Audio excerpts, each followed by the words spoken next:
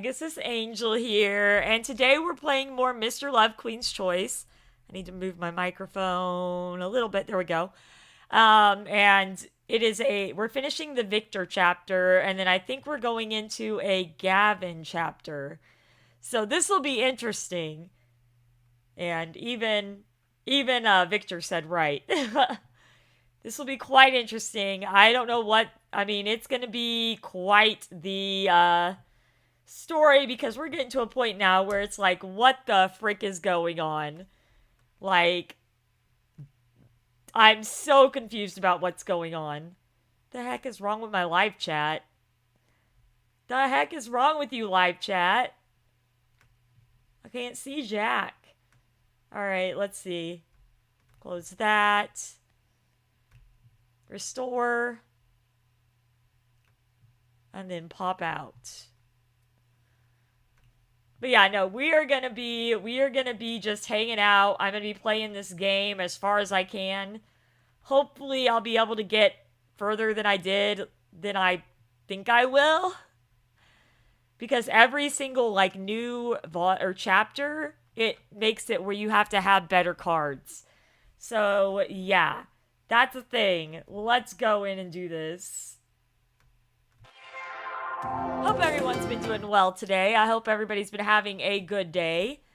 I've just been kind of chilling. I did not want to get up this afternoon for work. I got a knock on my door at 5, and I had to wake up at 6. And I fell back asleep, and then my body's like, why did you fall back asleep? I don't want to get up now. You guys know how that is. So yeah, here we go. Let's see. How far can we get here? Alright, why am I in? Alright, 11:23. Let's do this. So last week, basically, it was a Victor chapter. He was keeping us in the hospital to keep us away from danger. And then he got super controlling and called us every 5 minutes. And then finally stopped once we stood up for ourselves. So yeah, I don't know what's about to happen. Hello, Orville! Welcome to the stream! How are you? Oh my gosh, I smell my Stitch with the strawberry scent in it. And it smells so good. How have you been though, Orville? Welcome. Did I get 1 or 2 stars? 2. Okay, that's not bad. Not bad.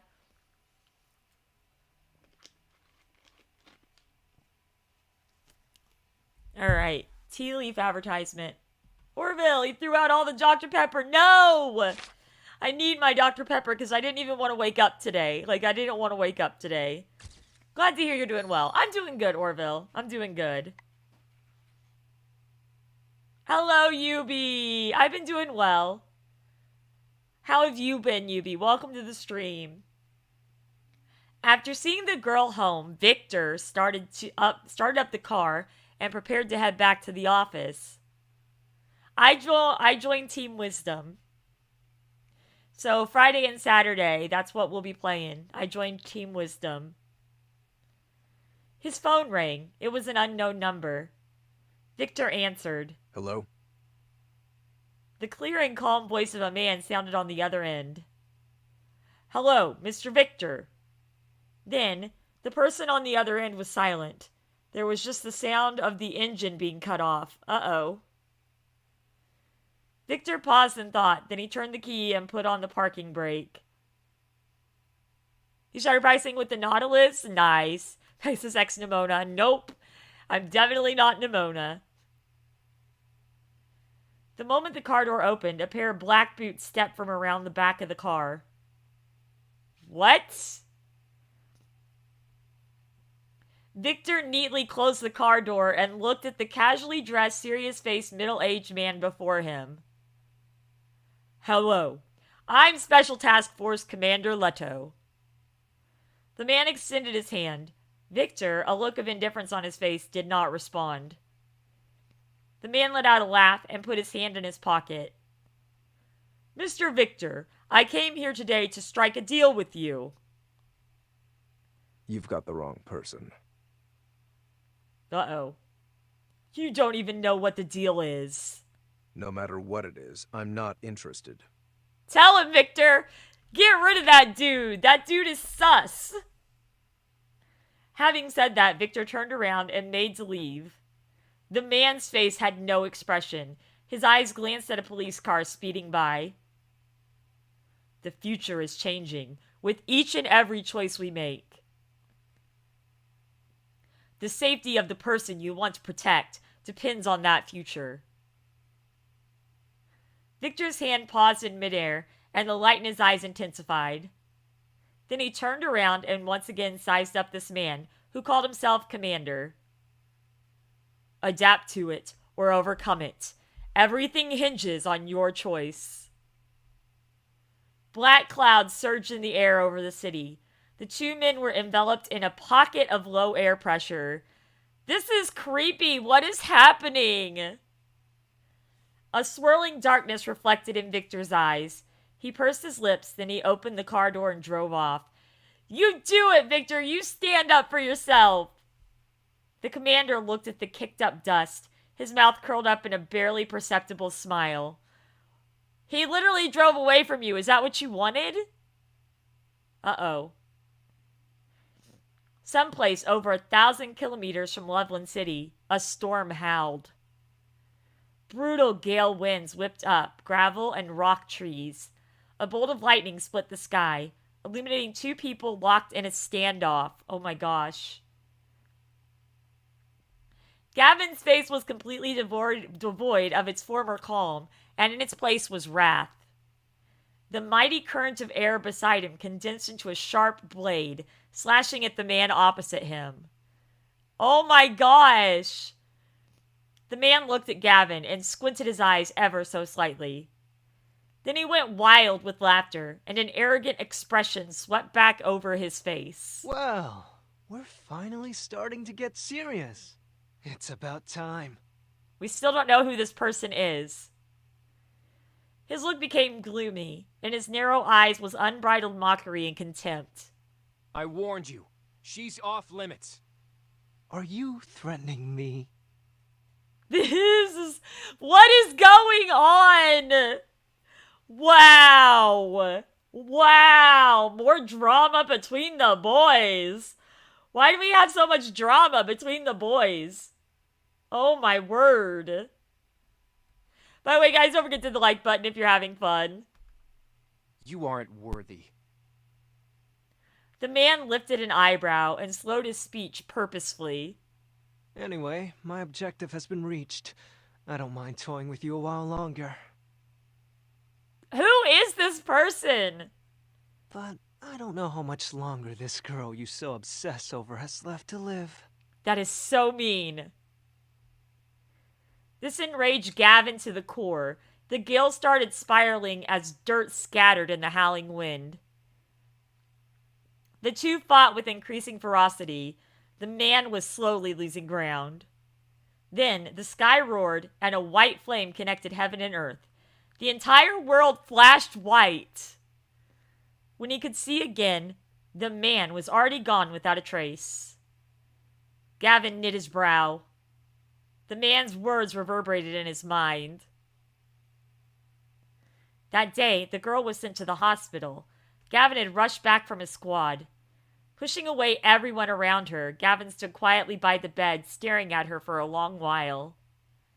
He hunched down and lightly picked up the girl's hand, placing it on his cheek. I will hunt down anyone who ever hurts you. Wait, so did they all know I was in the hospital? Because Lucien came and visited me. Victor stayed with me, and then I guess Gavin visited me too? The only one who couldn't was Kiro, because he was off filming. That is so weird. How do they all know? Lend me your power, and await my return. The rustling of the leaves outside the window seemed to remind him that time was pressing. Gavin stood up, looked back once at the girl, and then disappeared into the vast night. Now, Gavin stood among scattered ruins with his right hand held to his chest. He could feel a power throbbing in his chest, uncontrollable, ready to burst through his body. Oh, this is bad. This feeling wasn't the first time. However, this time it was more intense than ever before. The ground shook and the gale swirled into a black vortex, and Gavin fell into its center. The darkness surged forward, about to devour him. What the frick? What's going on here? News. What does the news have to say about this? Oh my gosh. Black wind and lightning suddenly appear. Abandoned factory suspected haunted. Recently, a journalist has recorded video of a giant black wind suddenly blowing at an abandoned factory on the outskirts of Loveland City. In the video, aside from the howling black wind, one can also make out bright white lightning accompanying it. According to residents, this factory has been left derelict? I don't know how you say that. Derelict for years. Amidst the crashes of lightning, they could also hear the sound of unceasing, miserable wailing, as if a ghost was haunting the premises. This is the only spot in all of Loveland City with wind and lightning. I bet some shady stuff went down in that factory's past. Did the smog turn into black wind? My friend lives right by there. After listening to her description, I couldn't sleep at night. Brr, suddenly feel like an evil wind blew behind me. Oh my gosh, okay. Alright. Okay, we're going into the Gavin chapter. No, I've never watched Welcome to Demon School. Is it good? Alright, here we go. Gavin chapter for the ready. A stormy afternoon, umbrella in hand, I walk alone in the crowd. A soaked kitty stops beside my foot. Hello, Determination Freak, and hello, Callie. Take me to some unknown land. I lost it. Before me appears a brown-haired boy. He stands in the rain, drenched through. I hold up my umbrella and shield him from the rain. He turns and gives me a gentle smile. 3 seasons. Nice. Have to look into that. How are you, Callie? How are you, Determination Freak? Black Swan. I kept tracing over the strange name on the piece of paper. To the side, my notebook was spread out, thick with notes on the myriad things that had happened in this time.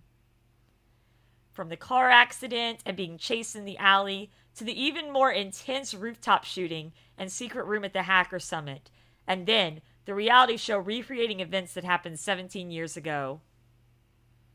He's gonna eat roaches? Ew! Tell him yuck. Roaches are gross. He's 3 years old. No, you don't want to eat roaches. No. Gross. All of this seemed to circle back to the same name. The Black Swan Collective. Till now, my only impression of this organization were these cryptic sentences from the secret room. I'm glad you're doing good, Determination Freak. A roach crawled into your ear? Ew, did you have to go to the doctor to get it removed? Ugh. That would suck. I would be so done. A spider or a roach, anything gets in my ear, I'm done. I'm done. He said it's yummy. Has he ever tasted them before? Because bugs do not taste yummy. They taste like dirt. The documents from Victor's investigation showed that Black Swan was the largest backer of HBS. 17 years ago, they had appeared before in Loveland City. 17 years ago. That's when I showed up at the orphanage and then lost my memory. 17 years ago, Dad reported on an orphanage human trafficking incident that caused quite a stir. He wants to tell you, I love it. In the incident, there were a dozen of mysterious orphan deaths, several missing persons, and some children who were rescued. Just had to tilt my head so my ear was pointing to the floor. Good. I'm glad you didn't have to go to the ER and get it pulled out. That would suck. After the report came out, the people involved were all arrested and the orphanage was abandoned. but no one knew the real truth about the incident. 2 years ago, Black Swan once again became active in Loveland City, just when Dad passed away. This can't all be a coincidence.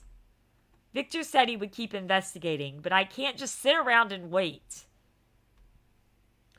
I flipped open Dad's notebook, which he always carried with him. 10 years of his notes. Maybe what I'm looking for is inside. Kiss your butt? Oh my gosh, sounds like a typical 3-year-old. The entire experience was just you jerking your head to the side whenever it moved. I can understand that. Because you can feel it crawling in there. Blah. Ew. Just no. I carefully read over every page, but sadly, there was no sign of anything to do with Black Swan. But I did discover some information that I'd never noticed before. You're scared of a 3-year-old? Roaches have a voice? I don't want to know what it is. Probably like a really shrill, high-pitched voice. I think about when you said that, I thought about Fairly Odd Parents. And for some reason, there was something where... Was it Fairly Odd Parents? There was a show I watched as a kid that was like a cartoon. And they stomped on a roach and it squealed. They squeak, yeah. The roaches I like are the hissing cockroaches. Those are pretty cool. In the notes from 17 years ago, amidst a bunch of notes on superpowers, there was one case that didn't come up in any newspaper or online search. Don't forget to hit the like button, guys. It does mean a lot to me. I know this is one of those that not a lot of people come and listen to because it's like a dating sim / sci-fi visual novel, but those of you that do, I really do appreciate it. Heard my grandma scream so loud because there was a baby lizard in her room. A baby lizard? Aww. She was scared of a baby lizard? I used to catch baby lizards and snakes. I loved catching baby lizards and snakes. One time, I was really lucky because I caught myself a copperhead and it almost bit me.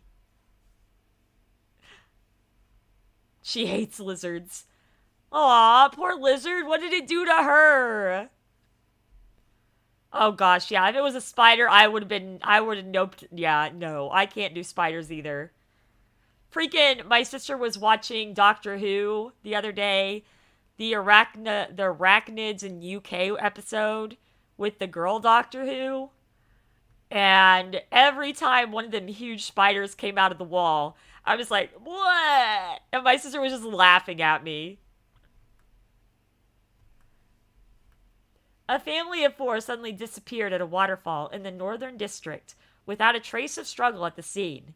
The only thing left was a sedan, locked from the inside, and a busted camera. The police formed a special unit, but none of their efforts ever turned up the husband, wife, or their boy and girl. As time passed, it just became another unsolved case.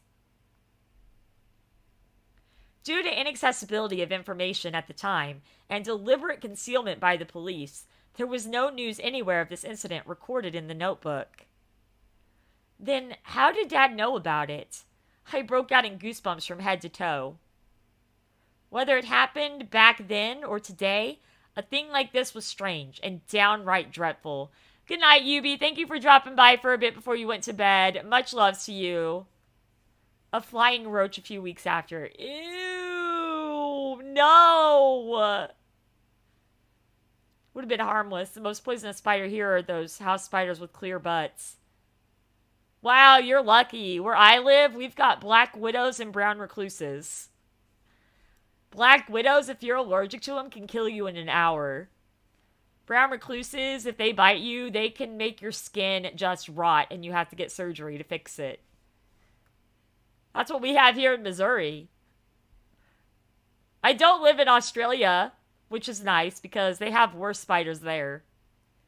Humongous poisonous spiders there. After a few empty pages, there was a follow-up report concerning Key.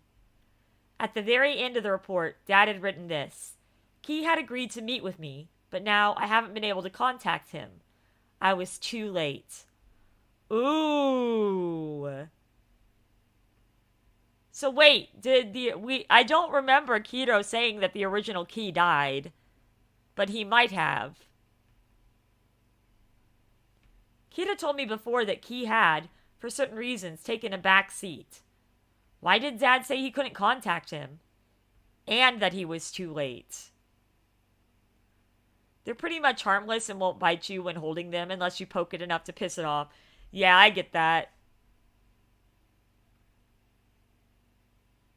They would bite your ear? Did that hurt? Like, do lizards have, I don't know if they even have teeth. I don't think they would hurt that bad if they bit your ear. You'd use them as earrings. Aww.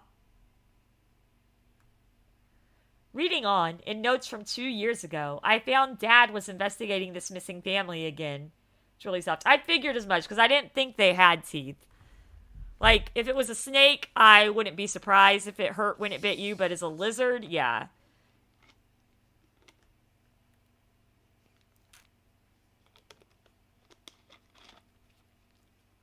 The huntsman spider, much like the jumping spider, can actually see. That's not cool. I don't want no spiders seeing me. None. None whatsoever. I don't like spiders. The day before the car accident, Dad had written this. You think a huntsman spider was in your car one time? One time I was driving down the road and somehow a spider had gotten into my car. And I had to pull over because it was literally hanging from my sun visor. I pulled over, freaking out, knocked it on the ground, and then drove off. Because I was so busy paying attention to the spider, I couldn't pay attention to the road. Because I didn't want the spider to fall on me. I was like, get away. It was hanging right from the sun visor in front of my face. There was a jumping spider in your car. If I'm not mistaken, they should be there. They are coming back. I must hurry. That's why you don't park under trees. No kidding. A ball python. Now that would be a cool snake. I want a corn snake. Ball pythons are nice, but I want a corn snake. Maybe their sussy baka status is a reflection of your own. Hugs all around. Hello, Moose. Welcome to the stream. Maybe I am the sus one. Maybe I'm the bad one. At the end of this sentence, there was a little letter S with its tail sticking up a bit. You want cute snakes? Corn snakes are cute. Pegasusangel, indeed. What does this mean? I flipped through the whole notebook and couldn't find it anywhere else. Did they mean Black Swan? Aw, I'm glad you met me too, Determination Freak. Yeah, it's totally in my name. Totally not a coincidence. I'm the most sus person you'll ever meet. How have you been, Moose? How have you been? Yeah, I'm glad that I met you too, Determination Freak. You're awesome. Why did Dad start investigating this case again 2 years ago? Was his car accident really an accident? Or was it related to the investigation? The speculation chilled me to my bones. The more I thought, the more my head spun. I couldn't sort out any of the clues within. So this is a Gavin chapter, Moose.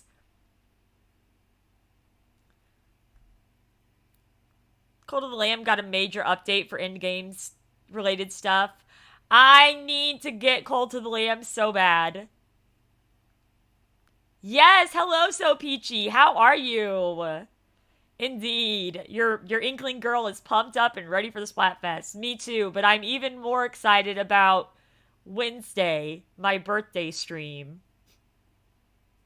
Oh, Gavin. Yeah, Kiro's the last chapter in this volume, unfortunately.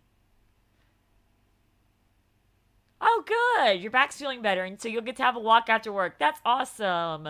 I hope you have a fun walk. I'm doing amazing. I'm doing amazing. We've got practicing my languages tomorrow. I don't have to go to work Tuesday or Wednesday. So, Wednesday morning, I'm going to go get all my stuff ready for my birthday stream that starts at 12 p.m. And it's going to be a blast. Hello, Mango Ninja. The ringing of the phone interrupted my thoughts. It was Gavin. I hadn't heard from him in ages. You got to take an exam tomorrow. I hope the exam goes well. How have you been, Mango Ninja? It rang a few times, and then I picked up. The air seemed a little stiffed after our not having been in contact for so long. You're going insane. I still need to watch that. But I have to look up how to put, like, spinny wheels in my stream for my Wednesday birthday stream. So I won't be able to watch it yet. Don't throw out Luna, my Switch, and my Dr. Pepper. Those are the 3 most important things in my life. Didn't meddle where they didn't need to. We would have had at least 2 more seasons of Magical Goodness. Yeah. I opened my mouth, then heard Gavin's breathing on the other end. You? I guess we both said it together. You threw out my McDonald's order. Oh my gosh, you hate me. You hate me so much. You take away my Dr. Pepper, my Switch, my cat, and my McDonald's. How can you do this to me, Orville? After a second's pause, we both started talking again. You go first. The sound of Gavin's laugh came over the receiver, and then he cleared his throat. Casually punches Orville. Don't punch Orville. Orville's one of my good friends. Ooh, leftover mozzarella sticks. That sounds yummy. Are you doing better? Yeah, recovering well. Pretty much back to normal now. Oh, that's good. Actually, Gavin seemed to let out a breath. He also seemed like he had a lot he wanted to tell me. My plushies and my ears. No! Everything that means so much to me. At least then I still can stream, though. I can still stream, so I guess that works. You had to put them in the fridge because you're tired. I get that. Yeah, they are better fresh. I agree. I really like Sonic mozzarella cheese sticks. Hello, Jevil. I'm doing well. How have you been? A couple more weeks until the next Fall Guys season? Nice. Why did they delay it till May 10th? never mind. Just glad you're fine. Where have you been these days? I can never get a hold of you. It worries me. I was out on a mission. It's over now. No need to worry. His voice became tender, but resolute as always. Where are you right now? I'm still at home. Right. I have some things I want to ask you. What things? About Black Swan. You remember I mentioned this organization to you? Fall Guys Creative. I learned some things recently. I think the dangers I've been in and this organization are related. Although, I have no way of proving it. Cast your iron skillet. The orphanage incident 17 years ago. My father's sudden car accident. It could all tie up with this organization. Now I want more information about it. Can you tell me what you know? Who told you all this? Victor? Gavin fell silent a moment and then quickly spoke up again. All right, I'll tell you. Wait for me. I'll take you somewhere. Where are you going to take me? Huh? Where? A place where I can tell you the truth. Is there not any safe place in the area? Yes, I need to store so much in my house. I actually need to get rid of a lot of stuff, not gonna lie. My heart was pounding. I had a feeling that this was the closest I'd ever been to the truth. I got Sunny, and she's blowing her nose. Beautiful. What's this? Moments. I just got through a major life crisis. A row of trees just crashed down beside me. So scared. Oh my gosh. Indeed. It is 2 days until my birthday stream. I'm excited. Alright, I need to get this card leveled up as much as I can.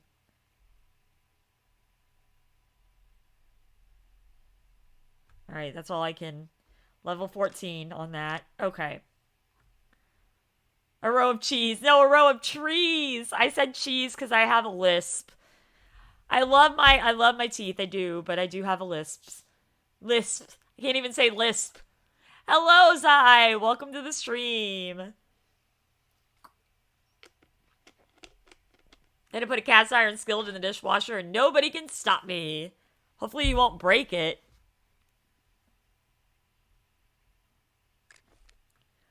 Alright, here we go. Cookies. I like cookies. A careful person to collect information. Tinkle Daisy.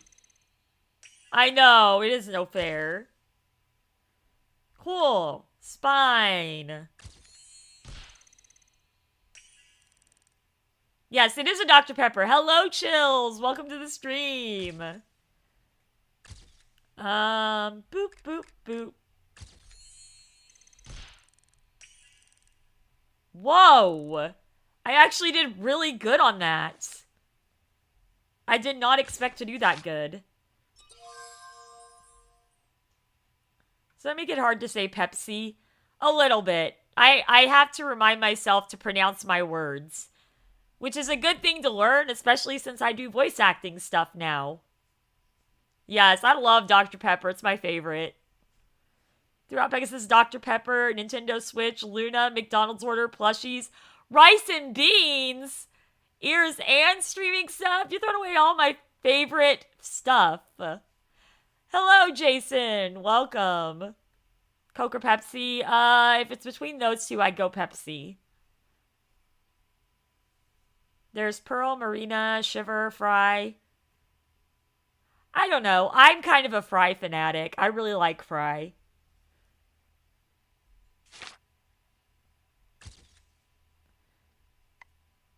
I hurried downstairs and saw Gavin already waiting for me at the door. As if he sensed it, right when I stepped off the last step, he turned around. I hadn't seen him in a long time. The light through the tree leaves played shadows across his face. He seemed to be thinner than last we'd met. Throwing out chocolate. That's the worst. You're taking away all the good stuff I have. A pyramid of empty Pepsi cans. Nice.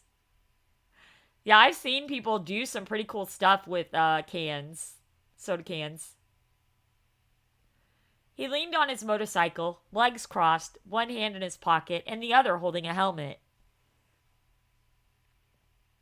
Seeing me just standing there, Gavin's eyes narrowed.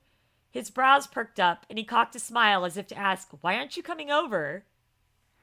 I walked quickly over to Gavin. Don't recognize me? The soda can knight armor? I have not seen that. I need to look that up. I've seen so many amazing things that people make out of trash. Like, I'm not even kidding. Someone made, like, a total dress out of Starburst wrappers. So much stuff. That's what he said, but the smile never left his face. I took the helmet from him, a little embarrassed. No, it just feels like so long since I last seen you. I smiled up at Gavin, and he reached out his hand, just casually helping me buckle on the helmet. I dressed out of discarded plastic. Now that would be cool, too. He put on his helmet and mounted the motorcycle. I sat on the back and held on to Gavin's waist. Sit tight. The bike darted off. I leaned on Gavin's back, wind hitting my face and whistling in my ears. Don't shove the chocolate down my throat, I might choke on it. I suddenly noticed that he had a new wound on his neck. Oh no. Her meat dress? Oh my gosh. Yeah. Blech.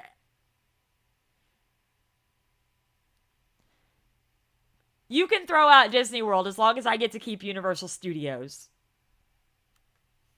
Deal? So I noticed that Gavin had a new wound on his neck. And that's right, Moose. Why haven't you hit that like button yet? Come on. Do it. Do it. Maybe Gavin didn't say anything and wanted me to not worry, but he must have been through a lot recently himself. Universal is greater than Disney. I agree. Especially Universal Islands of Adventure. Plus, they're gonna be getting Mario Land in Universal soon. Gavin, have you run into trouble recently? What makes you ask? Because, you look thinner. Before I finished, my two overlapping hands were pulled forward by Gavin's hand. Then hold me tighter. Aww. I was pressed tightly to Gavin's back. It felt a little hot, mixed with his clean scent. I've never seen Jurassic World Dominion. Yeah, that's weird. I didn't know about that, Moose. They already have it? Oh, I want to go so bad. It's the one in California that has it. I think the one in Florida is going to be getting it next year, maybe. I don't know if I'd want to drive in California traffic just to go see Mario World. If I'm going to go see Mario World, I'm going to go do it the way it was meant to be and go to Japan. You're in Florida? Nice.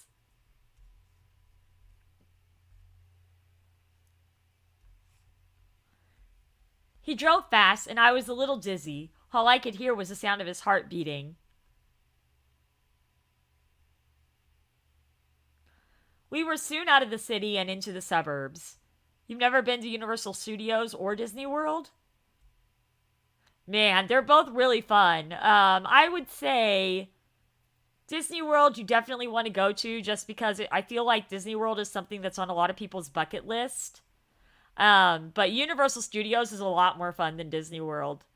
Especially for older people, like adults, older adults. I looked at the unfamiliar surroundings and managed to figure out from the passing road signs that this was a district where entry had been forbidden long ago. There were no buildings to be seen in the barren land, just high gray walls crowned with barbed wire, telling anyone who came, keep out. You've never been to Disney or Universal in your life, even though you lived in Florida? That sinks. I mean, I know it's expensive, so I get it. Like, my mom couldn't take me to Disney World till I was 12. Like, my mom and dad saved the money up for a long time so that I could go to Disney World. It was said that something had caused the radiation levels in this area to exceed normal levels, making it unfit for habitation, so it had been sealed off for the long term. Is this the place Gavin wanted to take me? Close your eyes. Gavin seemed to have no intention of stopping and actually went faster. The wall came nearer and nearer. I closed my eyes in fear and held tightly to Gavin. But what I thought would happen never did. I hesitantly opened my eyes, and what I saw before me pushed every thought out of my head. We went all Harry Potter in this! You're scared of roller coasters? Yeah, then you'll probably prefer Disney over Universal, because Universal has a lot of cool roller coasters. A wide, towering, sealed tunnel made of dark gray steel with a cold light radiating from above. We drove on a black surface, and at every arch we passed, a blue light flashed at our sides. You want to see the poster behind me? Yeah. It is my May poster. It's my poster for the month of May. Here, let me get it.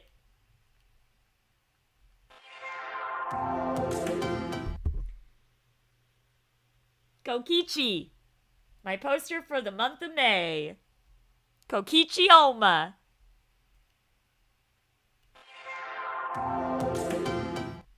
Gotta love him. Mainly because you're scared of heights. I get that. Yes, I know. I bought it off of Amazon. It was an artist made it, and it was like a one of a kind thing.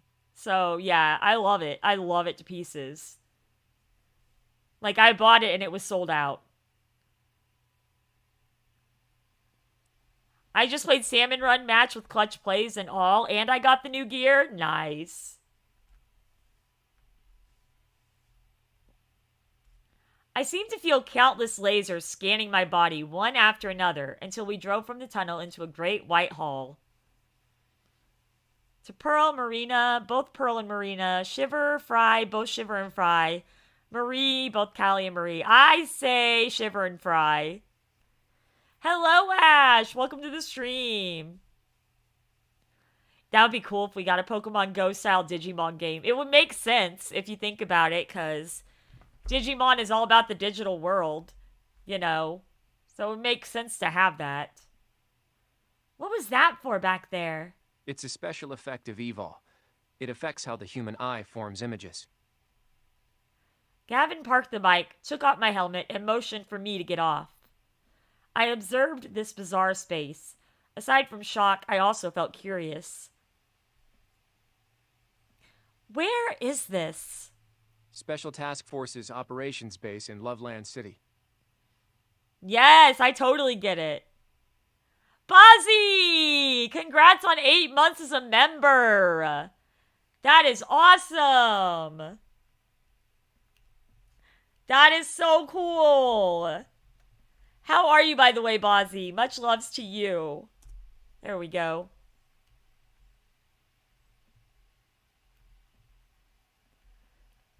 Special Task Force? I know! I need to do that. I need to do that. I keep forgetting, and then I got the big birthday stream coming up Wednesday, so I've been working on that and deciding what I want to do with that. But I do need to do that again. Whoa, that was a delayed reaction. Getting pictures, nice. The faction leaders could be the 3 main characters from Digimon Server's Data Squad. Yeah, but if you think about it, the 8 months, the way that worked is because of the fact that, teeth. I know. I tried to do all of my, shout-outs before I got my teeth removed, and then I was afraid to show my face on camera until I got my dentures. I love you guys, too. Special Task Force. This was totally different than what I'd imagined. I thought it would be like the military, but it was completely the opposite. The solid white hall was completely empty, with just one black apparatus standing in its center. I know! Now it's time to do it again. I need to get everybody. Mushi loves sushi more than Pega. Y'all are crazy liking sushi. Oh my gosh. But no, I definitely do, because I have a bunch that I need to do before their gifted membership expires, so that is something I'll probably do on Saturday after I've auditioned for a couple of voice acting projects. Gavin placed a hand on it, and after a few seconds, the apparatus's panel lit up green. Identity confirmed. Welcome back, Agent B7. A cold mechanical voice echoed through the space. Catterday, indeed. Saturday. Catterday. A crack opened in the wall, quickly widening, revealing to me everything behind it. A silvery white corridor extended onward, each place exactly the same, gleaming with cold steel.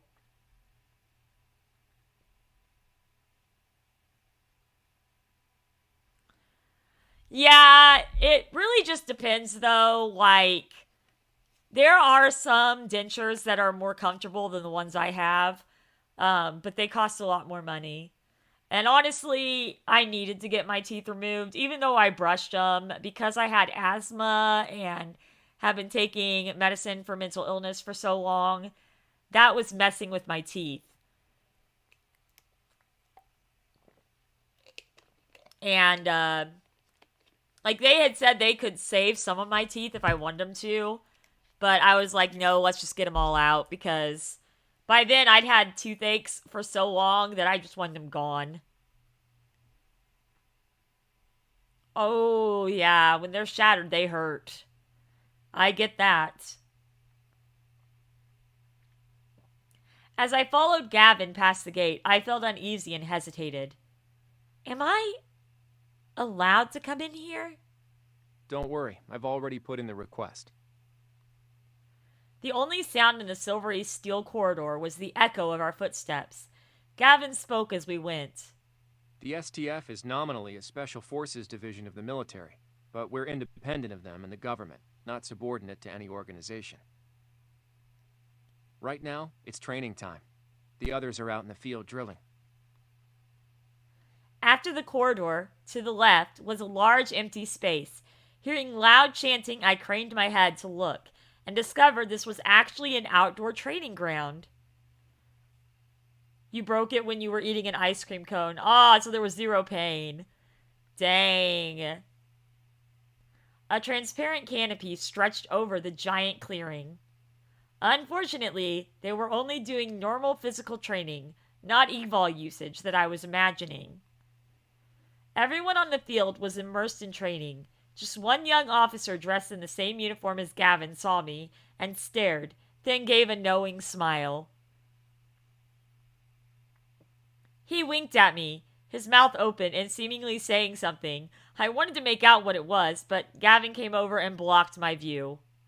We may be independent from the military, but the training here is more strict and cruel by far. You're not gonna let this cute guy wink at me. You're so controlling. Gavin's words drew my attention, making me forget that little incident just then. Does everyone here have a superpower? Yes, everyone here is an evolver, called evol agents. The main duty of evol agents is investigating superpower crimes and arresting super criminals, so we're not garden variety police. When you first started protecting me, that was a mission assigned by the STF? Gavin slowed his step and looked me in the eye. Not quite. I requested it myself. And did it even though they told you no. Because a shatter molar sucks all the ways. Yeah, but shatter molar can happen even if you brush your teeth really good. But no, I get it. I get it. I never really knew how to brush my teeth appropriately till I was an adult. It took me a while to learn how to brush them appropriately. I used to just go boop, boop, boop, boop, boop, boop, boop, boop, boop, boop, boop, you know. Server maintenance is starting in Splatoon 3? Oh boy. I wonder why. Why is there server maintenance? We don't get the new season till next month, right? He stopped in front of a large door. Blue lasers came from every direction, scanning Gavin's body. Rainmaker was in the rotation. I guess they're getting ready for the Splatfest. They probably have to add a bunch of stuff in there. You had to get fillings. Ew, those suck. The blue light retracted, the lock turned, and the door slowly started to open. Inside was a simple, white, curved wall with over 100 screens, giving off faint blue light. They eventually fell out, so you know it was because you didn't brush. I get that. Gavin walked to the control station. In the room's center, and words flashed on the screen. Evol fluctuation baseline test. The surface of the control station split open, and two spinning instruments rose up. A red beam scanned Gavin's body from top to bottom as a graph scrolled quickly, I can't talk, across the screen. This is for detecting evol? Yeah, for detecting evol fluctuation levels. After 10 seconds, the scan stopped, and the results showed on the screen. Evol under control. While on missions, we're not allowed to make any slip-ups, so our evol has to stay within range. I was a little surprised. This was far different from what I knew about evol. Your cheek swelled up? Oh, man. I've never had that happen. I've been really lucky and not had too much swelling from stuff like that, but yeah, I have had to pull teeth out so much because of how sore they got. You're saying evol can fluctuate? Not only that, If it exceeds a certain amount, mutations might occur. Mutations? I never heard of that before. In the absence of a special reason, this situation very rarely occurs. As if something had occurred to him, Gavin fell silent a moment and dropped the topic. You've never gotten your wisdom teeth removed? Wow, that surprises me. Now we're doing Star Trek and Splatoon for the Salmon Run gear. Ooh, nice. Then, the communicator in his hand sounded. He looked down and furrowed his brow. What is it? Has something happened? It's fine. The commander wants to see you. The commander wants to see me? Commander? The head of the special task force. You need his approval to enter the base. Hello, Pearl Marina! Gee, I can't imagine who this is. How are you? But why does the commander need to see me? I'm not sure. Gavin shook his head and lightly patted my shoulder. I know it was you, Callie. I knew it was you. Don't be nervous. I'm going with you. Good. Okay, so now we have to go see a commander? The commander's office was different from the high-tech style of the rest of the base. In a spacious room, behind a dark wooden desk, sat a steely-faced, middle-aged man. His expression was stern, emanating an aura of cold authority. Commander, Agent B7 has returned. Gavin stepped forward, and the commander nodded slightly. I was just thinking of what I should say when he turned his gaze to me and spoke first. Hello, Miss Pegasusangel YT. Perhaps you're wondering why I asked you to come. Is it to do with the Black Swan organization? I'm glad Ingopolis is back to having Splatfest again after 5 years. Yes! See you later, Determination Freak. Have a good night. After I made my guess, the commander paused a moment and then nodded approvingly. The STF has always acted as a monitor, but now the time is ripe, and we must begin. I'm assuming it's supposed to be begin, not being a new operation. And this operation may have something to do with you. Me? In Black Swan's overall scheme, you are the most crucial element. Why am I the most crucial element? Do not doubt your importance, although the reason is still unclear. But the incident in Loveland City Orphanage 17 years ago, and the movement started in the recent months, all have a great deal to do with you. But I don't understand anything. I don't even know what I can do. You don't need to overly worry yourself with that. We've invited you to the base in the hopes that you'll cooperate with us in the future. Me? Suddenly, having confirmation that I was involved in all this, I still couldn't tell what was at stake. For a moment, I didn't know how to respond. You don't need to answer me right away, but this matter is of grave importance, and I hope you will consider it carefully. When you've thought it over, give this number a call. Peachy Ling. Aw, that's cute. I like it. I nodded and accepted the card the commander handed to me. I will definitely think it over. Well, thank you for your understanding. I have granted the access code to the classified archives to Captain Gavin. Should have everything you want to know. With that, the commander stopped talking and I silently left the room with Gavin. Are you sure you want to go to the archives room? I looked up at Gavin, and he returned my gaze with a look of worry and care. Yes. No matter what the truth is, I'm prepared. All right. I'll take you. Oh boy, we're about to find out more about our life, I guess. Apparently everything has to do with me.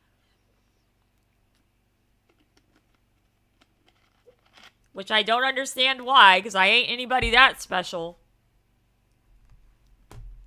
Whoops. Agent B7, highest authorization confirmed. The silvery metal door parted to the sides, opening into a spacious room with vaulted ceilings. You had that OC name since Splatoon 2. I think it's adorable. I like it a lot. The wall's surface seemed like a single screen glowing with a silver sheen. A blue light flashed overhead intermittently. This was the classified archives of the Special Task Force. Gavin placed his hand on the reader in the center of the room, and in an instant the words Black Swan appeared on the screen before us. So, the Black Swan Collective, aka BSC. It is outwardly a gene research institute, but that's actually a front for all kinds of illegal experiments. Whoa! So they're running illegal experiments. Holy crap. As Gavin went on, the pictures on the screen changed. Old photographs and document scans appearing before my eyes. In its earliest days, it was a secret underground research facility set up by a group of scientists and businessmen. After rapid development and restructuring, it formed into the international crime organization it is today. According to our investigations, BSC's members number in the tens of thousands, spread all over the globe in all walks of life. Whoa! We're screwed! The only thing they have in common is that they all have a certain amount of influence on society. The picture changed, showing 12 names. These are the BSC's top brass, the 12. They hold positions of utmost importance in the organization. Sometimes I rush to mid, and sometimes I paint my team's base. See, I always paint my team's base before I rush to mid, because when I rush to mid, it gives me a chance to actually use my special and kill a bunch of people. Currently, we haven't been able to pin down any real information on the 12. And no one has ever seen their top leader. For 17 years, this individual has never shown his face. Top leader? Gavin leaned on the table, the cold gleam casting light and shadow over his stern face, his eyes precise and shrewd. In this moment, he showed none of his former rebelliousness, only cold solemnity. Can't even say it. The gene research done by BSC was for evol gene activation, implantation, and recreation. In other words, turning normal people into evolvers. Oh, wow. I couldn't help thinking of that British scientist Lucian once told me about. The one permanently banned by the World Gene Organization. Why would anyone do these kinds of experiments? I hit multiple kills on my charger and went, nice! A charger on the back line. Nice job. Can evolvers be modified? 17 years ago, they successfully modified one evolver. But afterwards, no one knew what happened to him. To him. It's a him. I broke out into goosebumps. A modified evolver? What kind of being would that be? However, although BSC engages in illegal research, due to their strong counterintelligence capabilities and the huge forces at their disposal, it's hard for us to find any useful evidence. That's also why we've been tracking them for so long. So, what's their objective for doing all this? Human evolution? Evolver rule over humanity? Or, more terrifying, world destruction? As of now, we have no idea. We really are going into a dystopian future. This is not a dating simulator anymore. What happened? Hearing these words from Gavin's mouth, my heart froze in my chest. You are their most crucial element related to their ultimate objective, leading them to set in motion a series of events. What is it about me? Why do they want me? The most crucial element? What does that mean? Gavin pursed his lips and didn't respond. After giving me a long look, Gavin turned his head. Right now, we're still not sure. Remember that bullet I blocked? And the bullet on the rooftop? They were both from Black Swan. Why? What do they want? Specially constructed, but not lethal. We detected remnants of a special potion within them. What did the potion do? The lab techs just confirmed it's a kind of hallucinogen. We're still conducting further tests on the rest. They were trying to shoot me with a hallucinogen? What? Every sentence from Gavin's lips sent cold shivers down my spine. If this bullet had entered my body, I don't even want to imagine. A warm hand enveloped my ice-cold one. I lifted my head. Gavin was by my side, a sincere look in his eye. I'm here. You don't need to be afraid. The look in his eye told me that he would keep his word. And I trusted him, too. Holy crap! They're trying to shoot me with a hallucinogen. What? Okay. Freeman smartly and quickly resolves all kinds of troubles. Ah, crap. I hate whenever one of the cards you can use has already been used.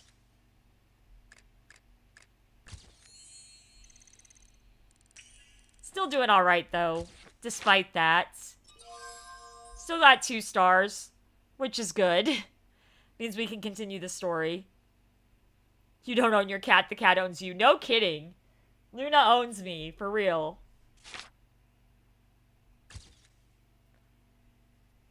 Alright. Black Swan. This mysterious underground organization is like a bottomless vortex. The more I learn, the more endless it feels. Gavin and I left the archives room and decided to go to the lab to see the latest test results from those bullets. The whole way there, I was turning over all the information I just received and its connections to the clues in Dad's notebook. Something about me was crucial to BSC. What was it? You sent Luna to Area 51. Oh my gosh, my mom and dad got to take a little bit of a tour of Area 51. They thought it was pretty cool. Like, the parts that they're allowed to go in, you know. I did that for their anniversary last year, 40th anniversary. Why does this organization want to modify evolvers? And what does that have to do with me? This way. Gavin pulled me as I started going the wrong way, the 3rd time. He stopped and looked at me. What's wrong? I don't know. I'm a little confused. I looked at Gavin both blankly and scared, wishing I could get the answers from him. If there's something in me that Black Swan wants, why don't they just come to me directly? I would cry if someone threw out my McDonald's order. Why go through all that trouble with the secret room and the recreated set? Just, what is it they want to do? Gavin's large hand rested on my head, and the warmth from his palm helped me calm down a bit. Maybe the thing they're after is something present you doesn't have. Present me?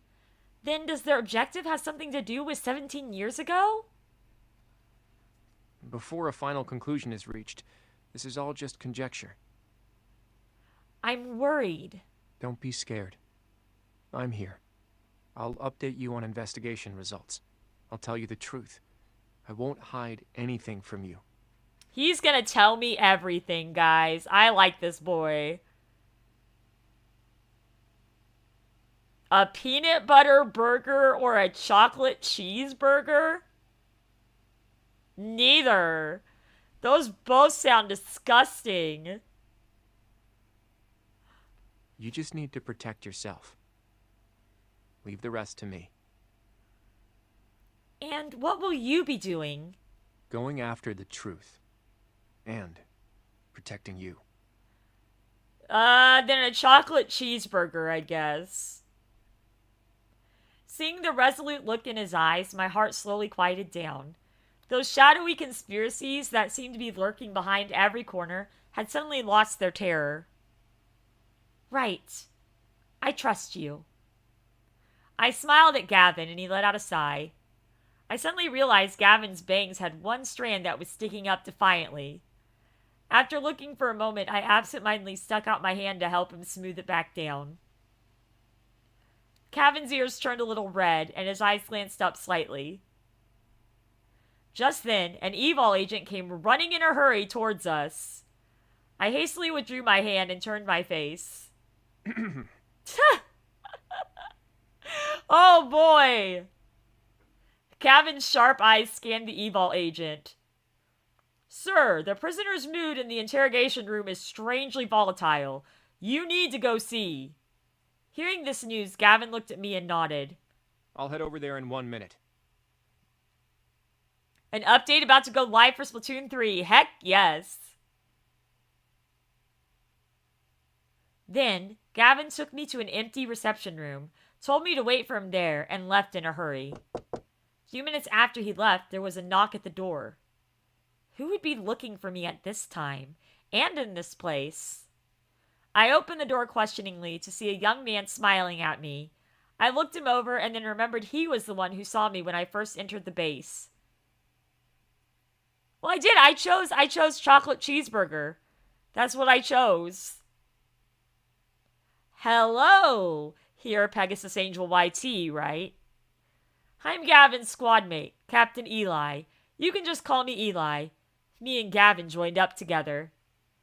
This person's sudden familiarity and enthusiasm caught me off guard. For a moment, I didn't know how to react. Is Gavin not here? Word is he brought a girl here. Everyone's real curious. He giggled as he spoke, giving me a knowing look. But after we entered the base, only a few people have seen me. Well, perhaps that's because you haven't noticed. Haha. He scratched his head and quickly changed the topic. After this last mission, Gavin disappeared without a trace. He must have gone to see you, right? Huh?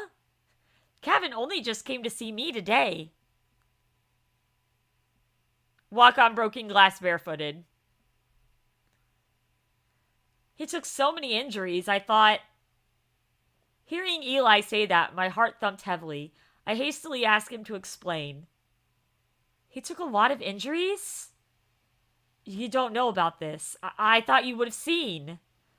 No, I don't. Can you tell me? I'm not too clear on the details. It happened all of a sudden. We were still on mission and he suddenly took off. Cute boy Sim! Yes, how are you, Roger? Why? Because I don't like being tickled, and at least with stepping on glass, there's a chance you're not going to end up getting it cutting your foot open if there's enough pieces of glass. Having known him all these years, I'd never seen him so furious, not even during that hell mission years back. Over 2 weeks later, he finally came back, but he wasn't with the squad. He was so beat up, I didn't even dare ask. I'm doing good here. Just chilling and chatting with everybody. Over 2 weeks? Wasn't that the same time I was in the hospital? The image from this morning of the scar on the back of his neck popped into my mind. I'd rather be in a movie. He told me the mission was finished, that I didn't have to worry, and I really didn't worry. But how would I have guessed that he was telling me this covered of injuries? In the past half a month. Just what happened to Gavin? Anyway, don't you worry too much. Gavin might be tight-lipped, but I can see now he's at peace. He wasn't like that before when he was with the squad? Eli shook his head. He opened his phone and brought up a picture, handing it to me. But no, I'd rather be in a movie because if you mess up in a movie, you just get a blooper reel. If you mess up on Broadway, it can mess up the whole entire show if people don't know how to keep the show going.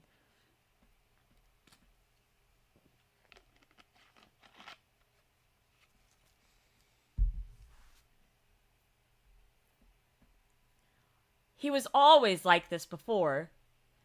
Gavin's face in the photo was a little immature, wearing his military uniform. Even though he was saluting, there was still an unmistakable look of proud aloofness and unruliness. When was this picture taken? This was our second year at the academy, back from the Hell mission. Gavin was promoted to squad captain then, although he didn't want it at the time. hell mission? Oh, that's an academy tradition. All second years go on a live mission. Gavin and I got paired up in the same unit. Our mission was to apprehend a serial bomber with a superpower. His anti-recon abilities and the way he went about his crimes were particularly cruel. We spent a whole month taking him down. We went out with over 50 of us, and only Gavin and I came back. If he hadn't been there for me at just the right time, I probably would have died there too. Hello, your average Octoling! How are you? Don't forget to hit the like button, guys. It does mean a lot to me. Talking about those soul-stirring events of the past, a look of sorrow and loss came over Eli's face. Hearing him talk, I could almost see how Gavin must have been. Filled with bravery, holding his head proudly as he ran around in a hail of gunfire. Later, I learned that this buddy almost perished there too. That criminal must have found out somehow about Gavin's weakness and set up a huge fire to go off, but luckily Gavin managed to survive it. Gavin? Is afraid of fire? Not really. It's just that, due to certain reasons, fire-related cases don't usually get sent his way. I was a bit shocked. In my eyes, Gavin was not afraid of anything. He hardly ever brought it up, these past incidents with me. A huge swathe of fire. I don't know why, but I had a vague feeling of uneasiness. My premonition stuff is happening. Again. Do we have any moments or anything? No. Alright, here we go. A person to make exquisite invitations. We don't have anybody good for that. This may be a 1 star. Let's see. Okay, maybe not. Maybe we'll still get 2 stars. Hopefully.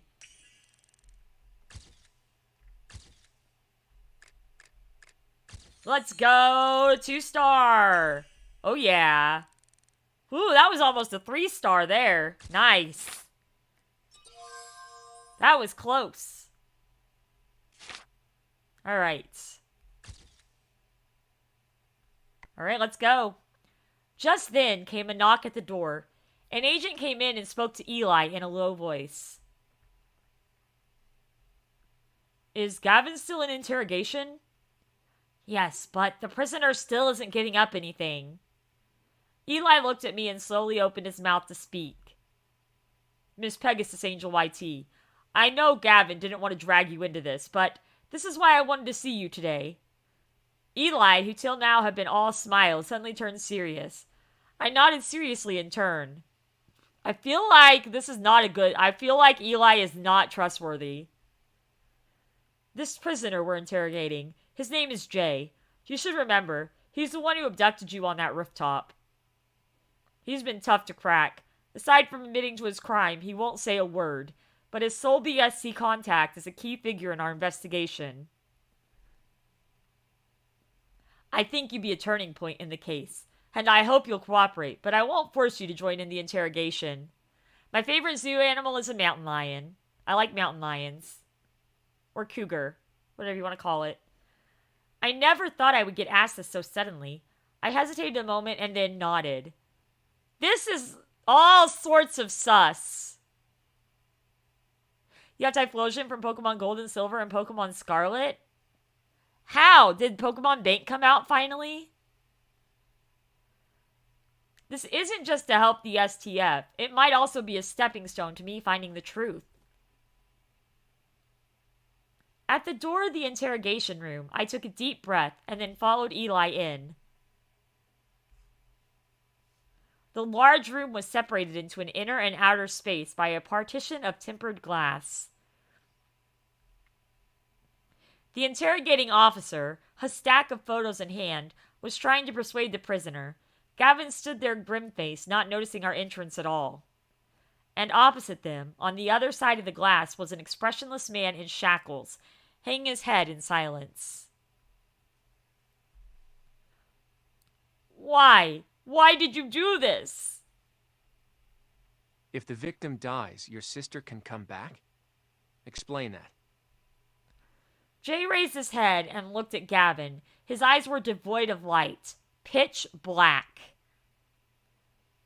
It means exactly what it says. Who told you that? No one? They were in a stalemate. I looked nervously at Gavin and heard Eli let out a sigh. The interrogation stops here every time.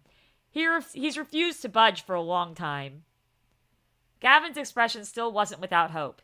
He looked at the prisoner and actually laughed. We found your sister.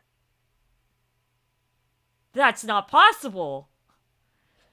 Jay's head shot up. Gavin said nothing, just looked at him. Not possible. She disappeared in the Northern District. No one could find her. Where in the Northern District? Gavin gripped the table with both hands. The prisoner shook his head, clammed up, and gave Gavin a look of extreme defiance. The Northern District. I thought about the missing persons incident I'd read about this morning. The waterfall was in the Northern District. I felt a shock and instinctively took a step forward. As I did, it put me in Jay's line of sight. Oh boy. The instant he saw me, he became agitated and started thrashing around. If he hadn't been cuffed to the seat, he would have rushed right up to me.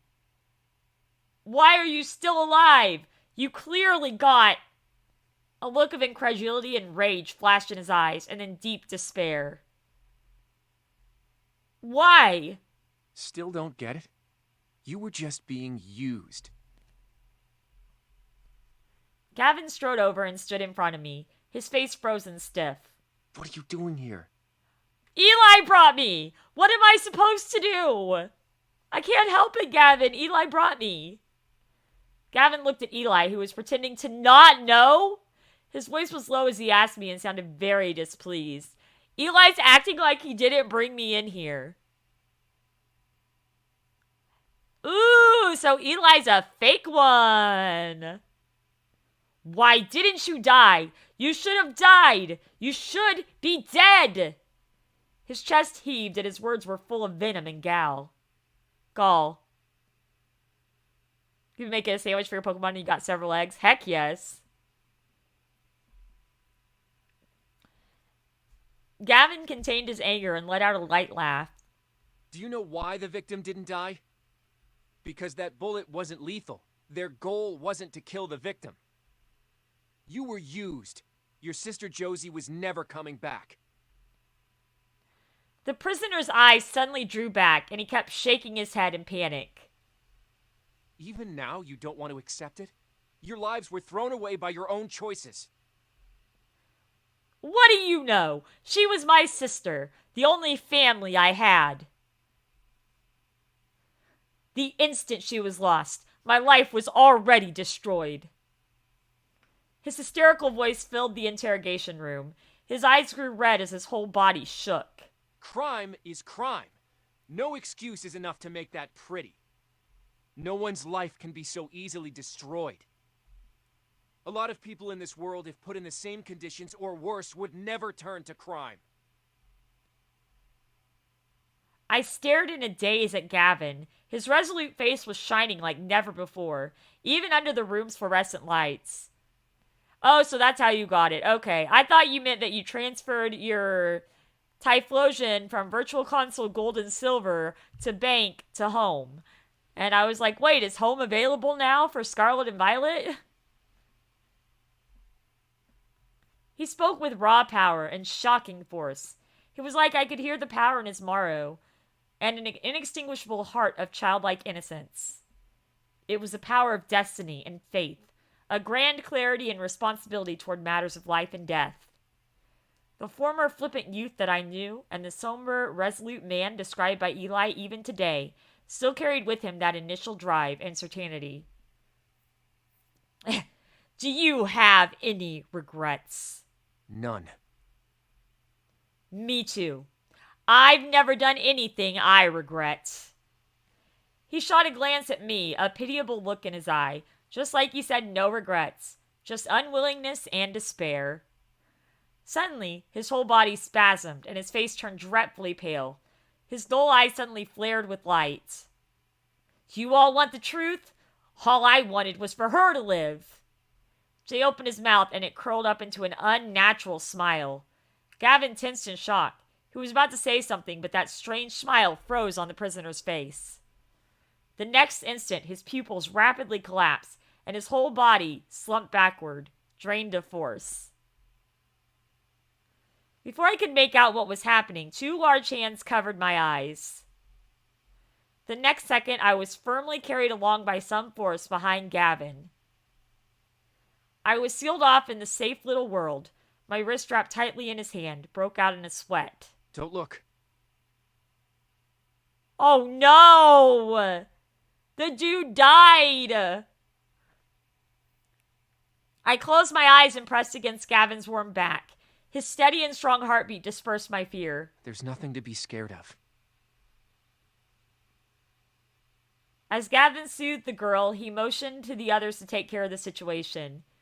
Eli rushed in and grabbed the prisoner's back, laid him on his arm, and quickly placed 2 fingers on his neck. Then he looked at Gavin and shook his head. Gavin stared wordlessly at the prisoner who had died so suddenly, his brow tightly creased. Red blood flowed from the prisoner's eyes, nose, and mouth, dropping onto the floor where it pooled in a dark mass like a haunting bloom of flowers. Oh my gosh, the description is so... ew! No, I don't want to read anymore. That was disgusting. Sorry for anybody eating supper right now. Welcome to the gory part of the book. Or visual novel, whatever you want to call it.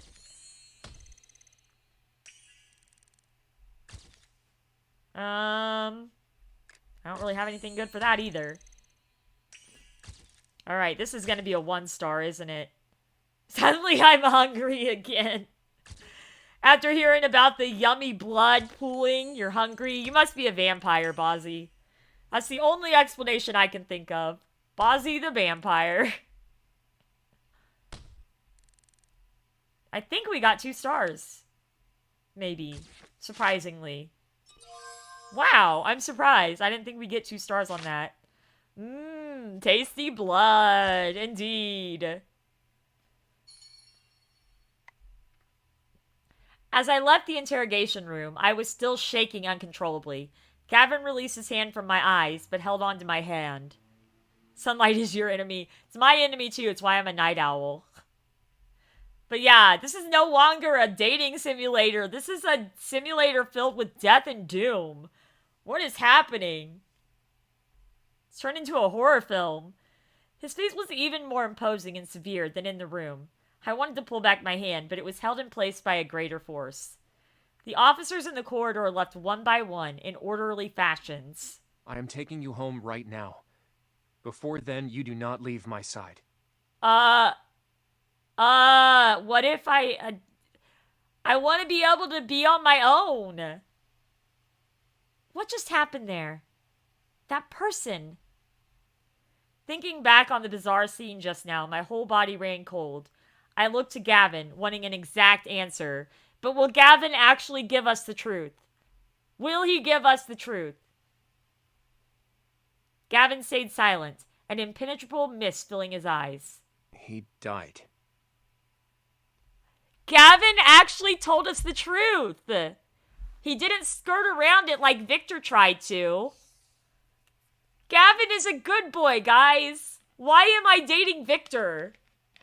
Victor just kept trying to keep the truth from me.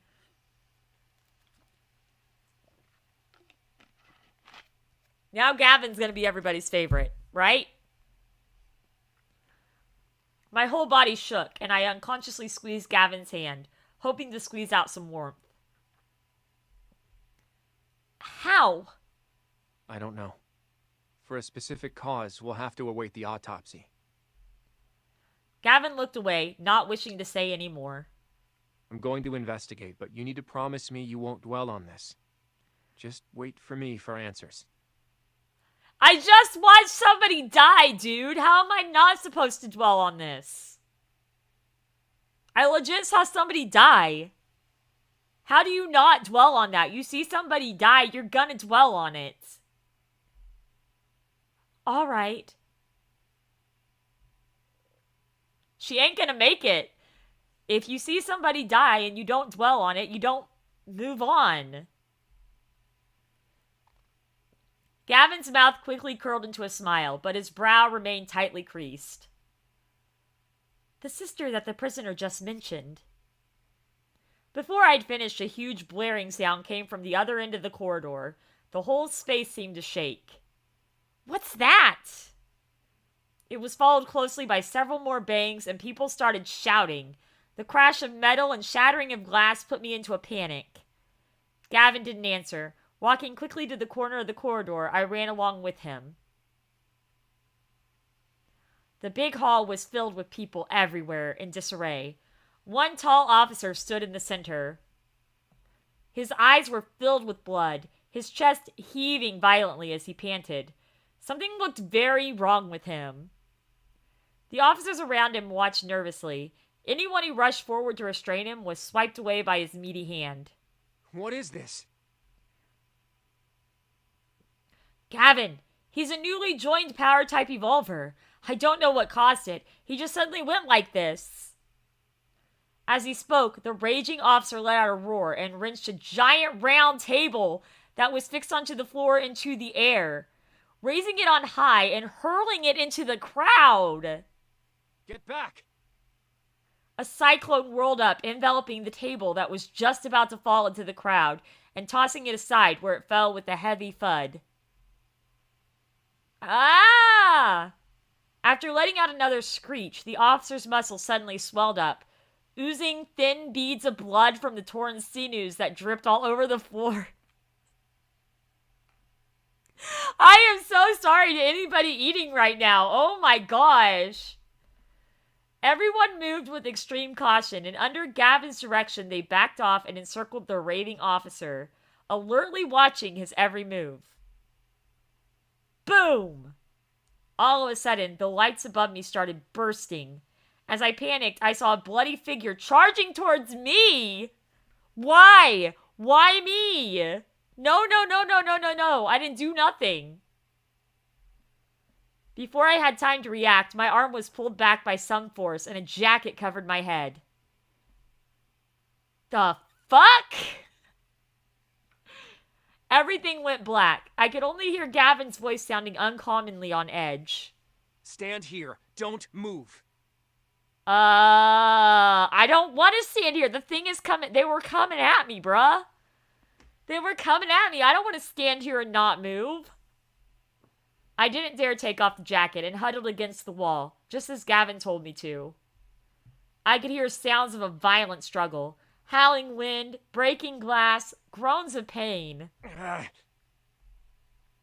Gavin! My heart jumped uncontrollably, and I pulled off the jacket and looked out at the scene. Why would I do that? I literally just saw someone die, and then I saw this dude with blood. Why am I taking the jacket off of my face? What is wrong with my main character?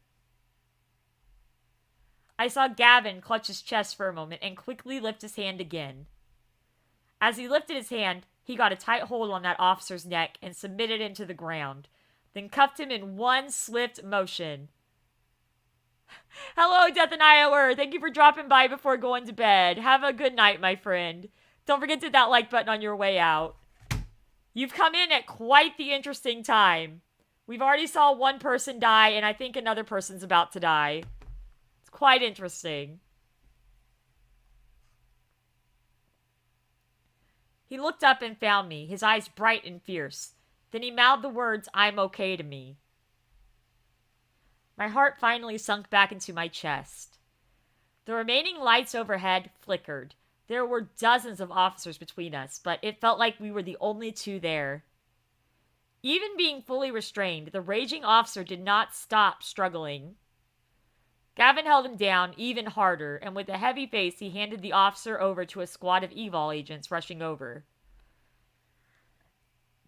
He gave them a few orders and then strode over to me. How are you? Scared? Well, yeah, I'm scared. I just saw somebody die, and then I saw somebody else just coming at me with blood all over him. Why wouldn't I be scared? Why are you even asking? Come on, Gavin. Doesn't take a freaking rocket scientist to know I'm scared. I snapped out of my daze and hastily shook my head. No, I'm not scared. Are you okay? That guy, what happened to him? Gavin's brow furrowed. I told you before about evol fluctuation and mutation. He reached the evol threshold and lost control. But don't you all undergo the fluctuation test every day? Is this some kind of accident? Gavin didn't respond. The furrows in his brow deepened. No news, no moments. Just then, the commander arrived. After quickly surveying the scene and taking everything in, he walked over. What's the situation? Under control. Initial confirmation is that an evol fluctuation anomaly caused a loss of control. Specific cause is unknown. I'll notify the intel team to do a follow-up. You two come with me. His expression was grave, and Gavin and I followed after him. The autopsy report still isn't out, but a poison-secreting nanobomb was found in the prisoner's carotid artery, set to activate as soon as he said a key word. Whoa! The intel team recovered the bomb and found a symbol on it. The commander turned on a screen in the small conference room, displaying an enlarged symbol. It was distorted, but one could still make out that it was an S with the tail sticking up. Welcome back, Pearl Marina, or Callie, how are you? Based on intel from our spies, we can pretty much confirm this is Black Swan's totem. My blood curdled in my veins. Black Swan's totem was just like the one in Dad's notebook. What is it? Can we play Splatoon after stream? I won't be playing Splatoon after stream. I have to go to work. Wednesday, though, we'll get to play some Splatoon. And Friday and Saturday, we'll play Splatoon 2 as well. I've seen this totem in my father's notebook. 17 years ago, when he was investigating a family of 4 that went missing at a waterfall in the Northern District, he drew this symbol. Does anyone else know about this matter? No. The commander's expression grew heavier. He looked at the symbol on the screen and then spoke. Since the establishment of the Special Task Force, there has only been one thing I never bring up. He entered a password and a black and white document appeared on the screen. 17 years ago, at the Northern District waterfall, a family of 4 went missing. We also sent people to investigate, but none of them ever came back. He paused for a moment and then said the following slowly and deliberately. All of them went missing. It's definitely a dun-dun-dun conspiracy. I know. Who's the bad guy, though, in this? I still am not sure who the bad guy is. And everyone who knew about this case, except for me, either died and vanished in those 17 years. So you've got Commander Leto, who's acting kind of sus. You got Lucian, who's kind of sus. Victor, who's been kind of sus. And freaking Eli, who took us into this interrogation thing, knowing that Gavin was going to be pissed about it. Totes Lucian. No! Lucian's best boy. Staring into the commander's eyes and their veiled anger, I froze. The truth far exceeded my imagination. Why would Dad go investigate this kind of thing? Of course, we didn't draw a total blank. We've made something into the waterfall. We've made an investigation into this waterfall. The lead investigator at the time proposed a hypothesis. We called it Black Cabin, a space that exists independent of our world. Best sussy boy more like, yes, but I love him still. It is the boundary between all spaces. You can think of it as a hallway. It's 2 ends connecting spaces in different dimensions. In this space, time does not flow. If stranded in it, a person will be lost forever in an orderless dimension. A blurry old photograph appeared on the screen. It showed a husband and wife holding their 2 children. their faces beaming with happiness. I looked up the case summary at the time and discovered these two children's names were Jay and Josie. Josie, Jay's sister, was a student at Loveland High School. Picture of Josie appeared at the bottom of the screen, a cute, petite, normal girl. I looked at the two photographs and quickly realized what was wrong. I mean, I always like the most sussy, jerky boys. The girl in the first picture appeared to be 6 or 7, but present-day Josie was still only a high school student. You're playing Splatoon 3? Hello, Andrew! Welcome! A lot of people are playing Splatoon 3 right now. They're all excited about the Splatfest coming up.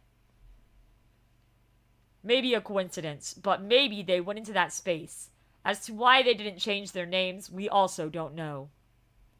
But this case now very likely has a major bearing on the waterfall incident 17 years ago. If all of this is tied to Black Swan, then this Josie is of the utmost importance. I unconsciously gripped my hand into a fist. Even in the spacious archive room, I felt inexplicably oppressed. According to our people in the field, Josie has appeared multiple times at the front desk of the Greenwood Hotel in the south of the city. Just gonna pick the one with the most votes. I chose Team Wisdom. Commander, leave this mission to me. Can I also? I'm taking you home. But, Gavin, I want to come with you. I don't want to be by myself. This is all so scary. Gavin spoke with finality, leaving absolutely no room for me to argue back. You chose it too? Yes, you gotta love Team Wisdom. Because the STF was busy with the recent incident, no one noticed that on the detection screen at the gate, Gavin's section started flashing red. Uh-oh. His evil is getting almost out of his control. That's not good. I don't want Gavin to die. You and your friend are on the same team. Nice.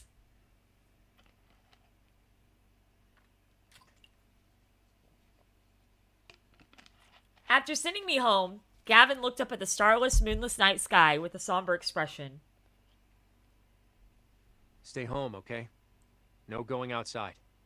What? I was trapped in a hospital this first chapter, and now you're gonna make me be trapped in my apartment? This is a bunch of BS. Where does my say in all this? In the past, he would always say don't go out unnecessarily, but this time he flat out forbid it. Thinking of everything we went through today and that person that suddenly collapsed in front of me, I nodded yes. Why? Why do I let these guys have so much control over my life?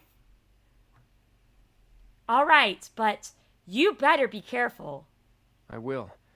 I promise you. He pulled on my hand, and the ginkgo bracelet on my wrist rested in his palm. You're not the boss of me, Gavin. I know, right? His eyes were tender with a hint of a smile. So Victor locked us in the hospital for this first chapter in Volume 2, and now Gavin is locking us in our apartment for the second chapter of Volume 2. Great. I don't get to do anything. What? Remember to keep it on. That way I can come running whenever you need me. But how are you going to know I need you? He lightly traced over the ginkgo leaf, and when he took back his hand, I glimpsed and saw a thin scar on his wrist that still hadn't healed up. Can you let me see your wrist for a second? What? I just want to take a look. I heard from Eli that you were badly injured. Getting injured on missions is normal. You don't need to worry about me. But I really am worried. Let me take a look. Gavin let out a resigned sigh, but he held out his wrist for me to see. I lightly rolled up his sleeve and couldn't hold back a gasp. A red scar ran all the way up his entire forearm. The wound wasn't big, but it wasn't hard to imagine how serious it must have been. Dang, that's a scar! Examining Gavin's hand closely for the first time, I just now noticed his hands were lined with lots of scars. Some were mostly healed, leaving only light marks, but some seemed fresh. The skin between his forefinger and thumb was also calloused from often carrying a gun. I thought of what Eli told me about Gavin's past. Those moments of life and death were all buried in these scars now. I raised my head and looked in his eyes. My heart was about to overflow with worry and unease. You promised you'd be careful. No getting hurt again. I promise you, you won't have to worry about me. Watching as Gavin went, that feeling of unease deep in my heart only grew larger. The ginkgo bracelet on my wrist shined with a delicate light. I prayed that Gavin's mission would go smoothly. Lucian? I hear you're out of the hospital. How are you holding up? After I watched two people die, Lucian called me. Surprise! I'm really not surprised. Who's surprised? If you're surprised that Lucian's called after something major like that has happened, raise your hand. I dare you. Oh my gosh. Not sus. Not sus. You're wrong. He's not sus. Yeah, I'm good. You don't need to worry. Sorry I wasn't able to pick you up from the hospital. Hello, Freddy. Welcome to the stream. That's okay. I'm happy just to get a phone call from you. Although I am a little bit suspicious. Oh? You know, I think it's been ages since I've called you like this. Have you been busy lately? A little busy, but that's almost over with. Busy doing what? I'm just making small talk.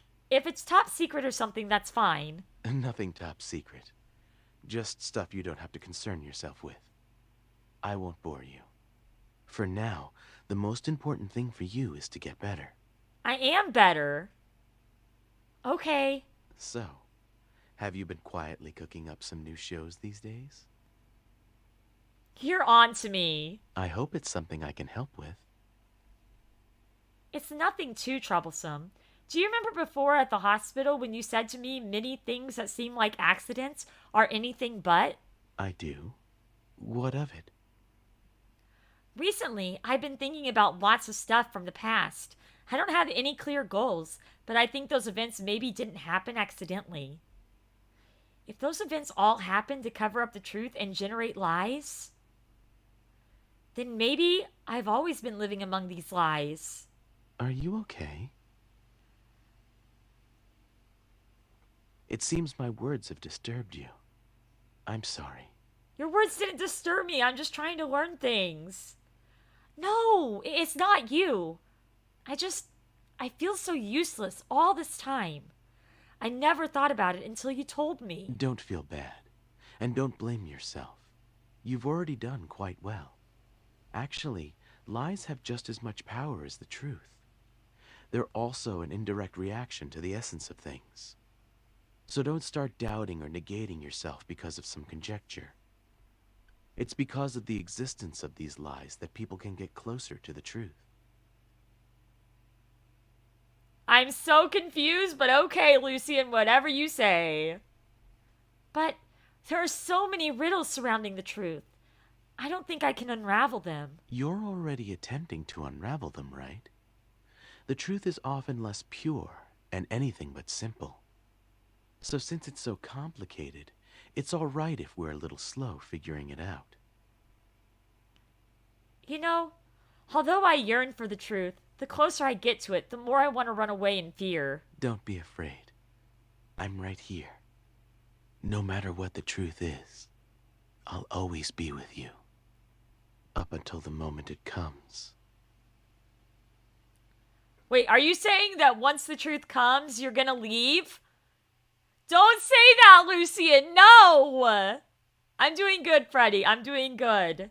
I only hope when that time comes, you won't want to push me away. Not sus! Totally not sus.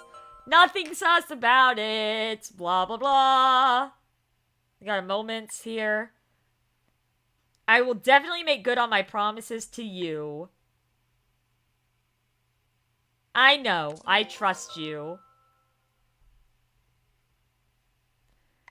News. Gossips spotlight. Tower elevator malfunctions. Faulty operator or paranormal activity. 5 days ago, the elevator of the sightseeing tower suddenly malfunctioned. The doors wouldn't close, and the elevator suddenly dropped. 2 children were unfortunately injured as a result.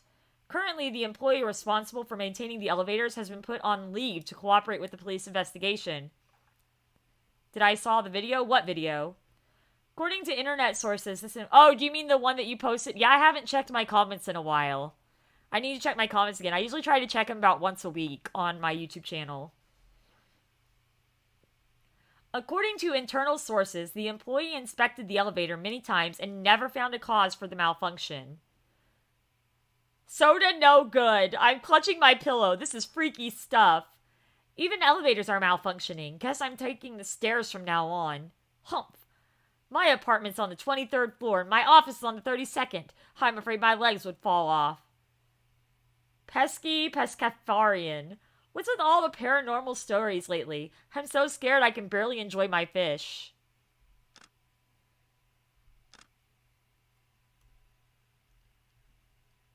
Totally not, says Lucian. Alright, we're on 12:12. Here we go. Yeah, I try to check my comments about once a week since I do respond to all of them. So that I can, like, respond to a bulk of them at the same time. Acting is bigger than life.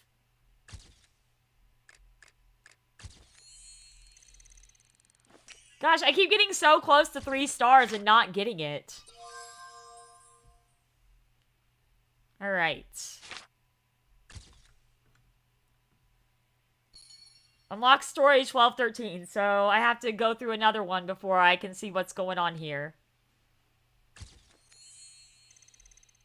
1213. I have no dignified person. Sunny isn't qualified for the position because of a heavy accent. Oh good, I have one that's a good card. And then we've got Victor, Victor, and Keto.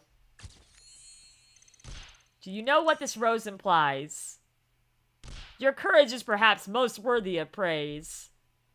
I will fulfill my promise to you one day.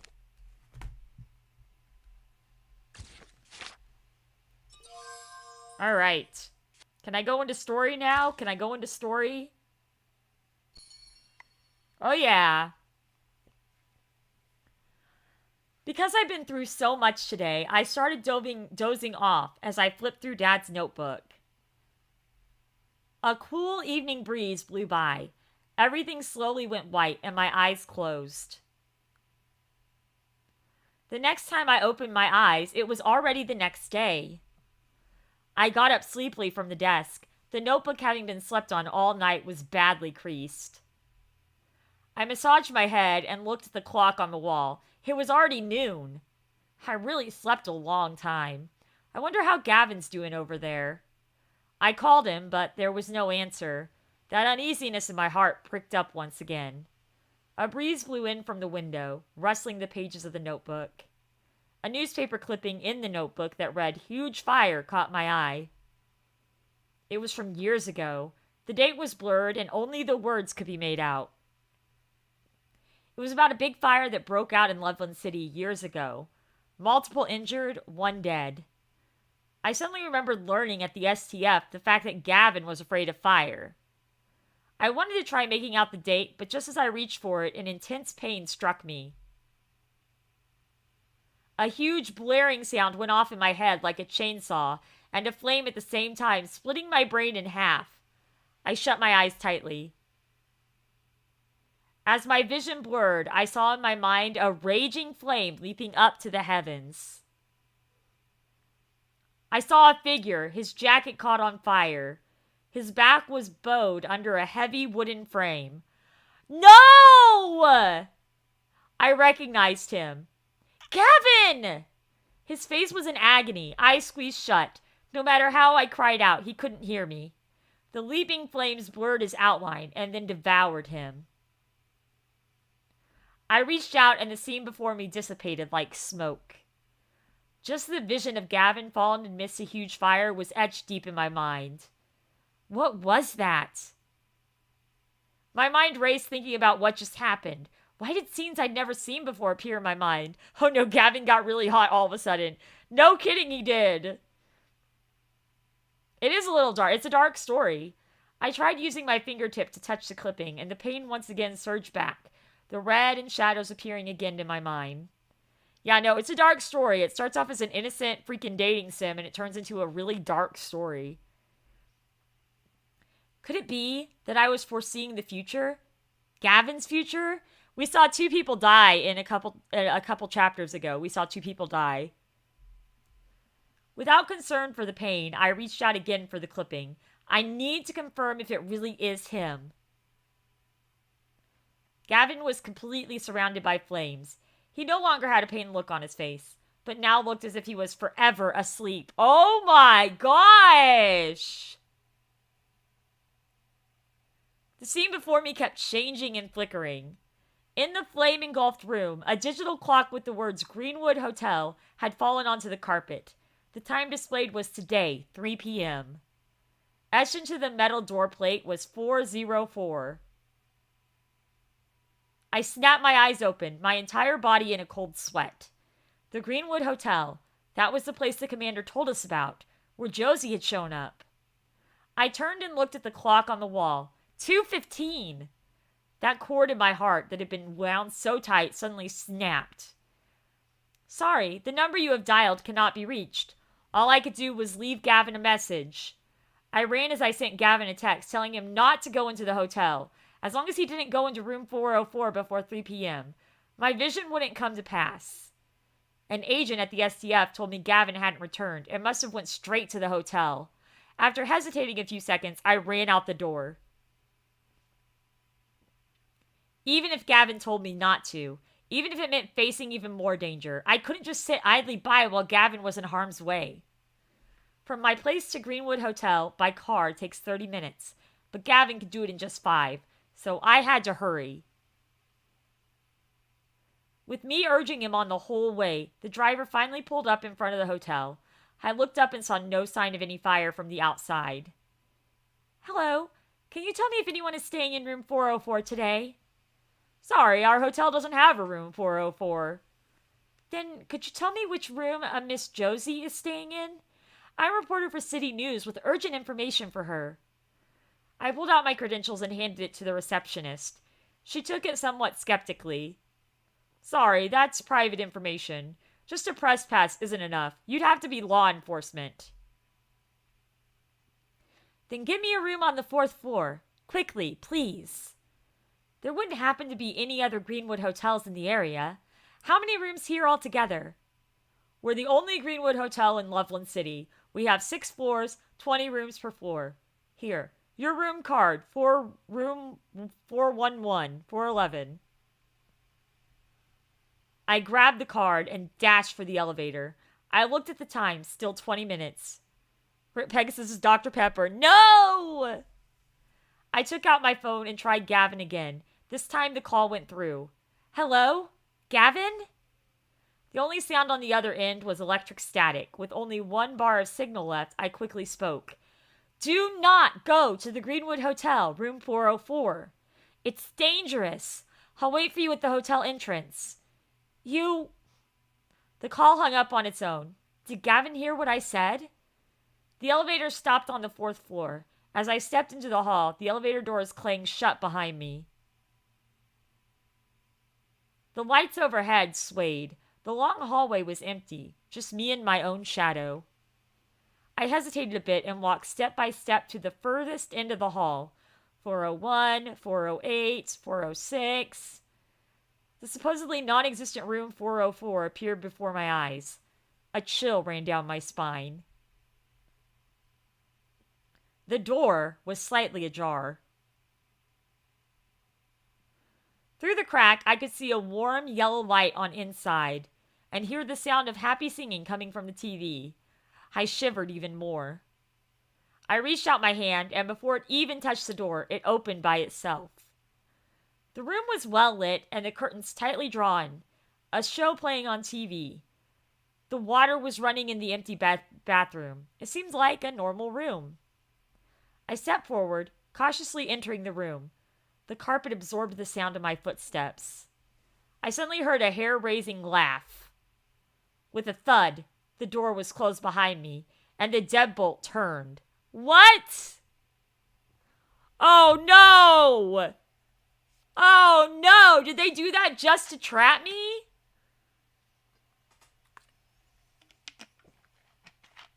Is this the Black Swan Collective? Oh no. I rushed to the door and pulled on the handle, but it wouldn't open. Super Mario movie surpassed Despicable Me 3 as the third highest grossing Illumination movie? Really? Nice. Who's out there? Open up! Why are you locking me in here?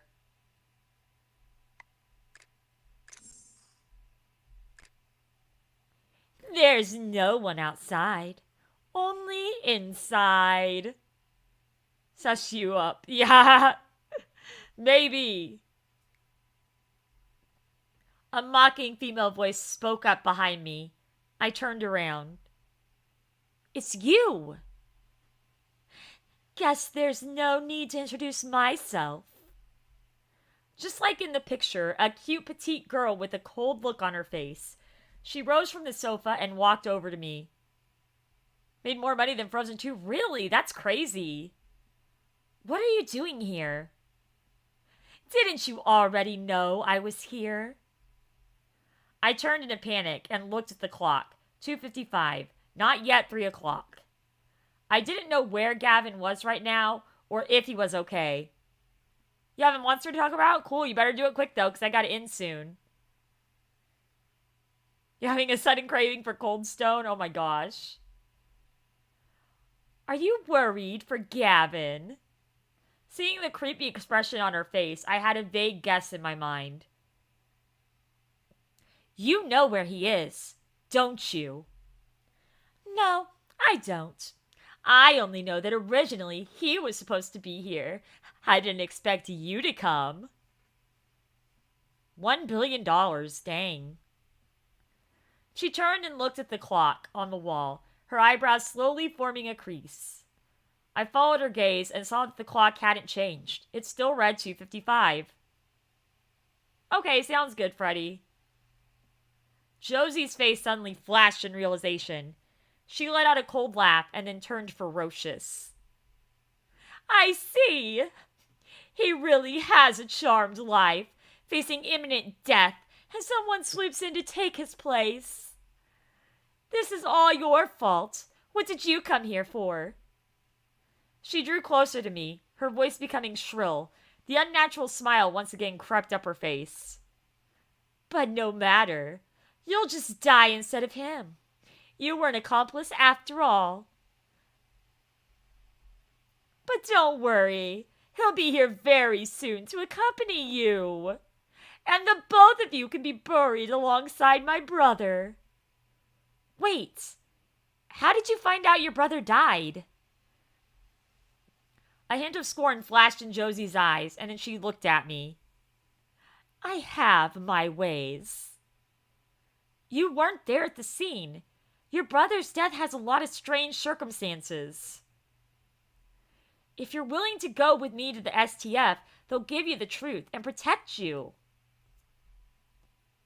Shut up! Why should I trust you? My brother was killed by you people. The fury in her face grew, and her eyes reddened. I can't stand your type. You sound so nice, but you have no idea how vile you look. Justice, truth, in the end, all you want is to get rid of anyone different. Did you know how happy I was when I heard my brother kidnap that girl who bullied me? How I wished a bomb could just go off? I want everyone who looked on me with contempt to pay the price. My legs were stiff, and the sweat on my back was getting colder. You're wrong. You'll never get any satisfaction from that. Aside from disgust, all I felt was grief.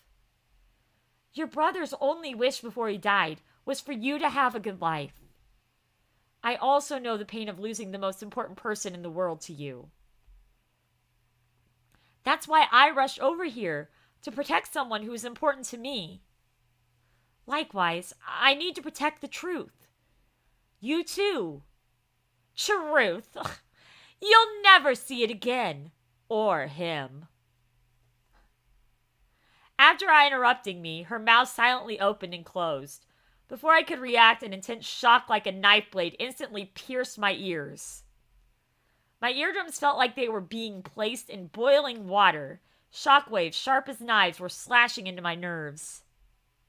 I couldn't stand it and fell to the floor, covering my head tightly, feeling like all my insides would shatter. Why are you... I was losing consciousness. I struggled to stand, but failed. A wisp of flame ran up the curtain. I managed to turn my head and saw the sofa was also in flames. The sudden fire spread rapidly. At some point, I was surrounded by the flames. The electric clock on the table fell to the floor. Its face read 2:55. At least... Oh, that girl named Josie is a pretty key character, if I remember right.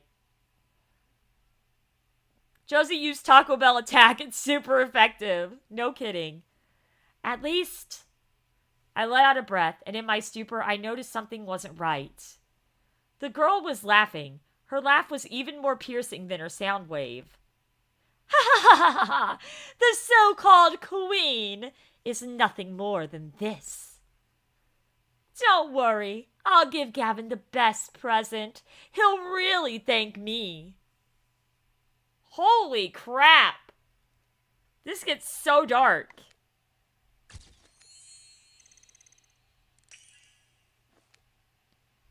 I could have done a better laugh, but I didn't want to. Doing a crazy person laugh is really hard. I say crazy person, that's not what I mean, but whenever it's somebody that's a murderer, yeah. It's hard to do that laugh.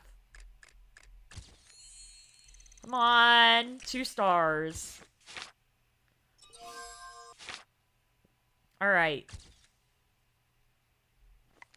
Another one of these before I can see what's happening here. I can't even do it. I can't even do it.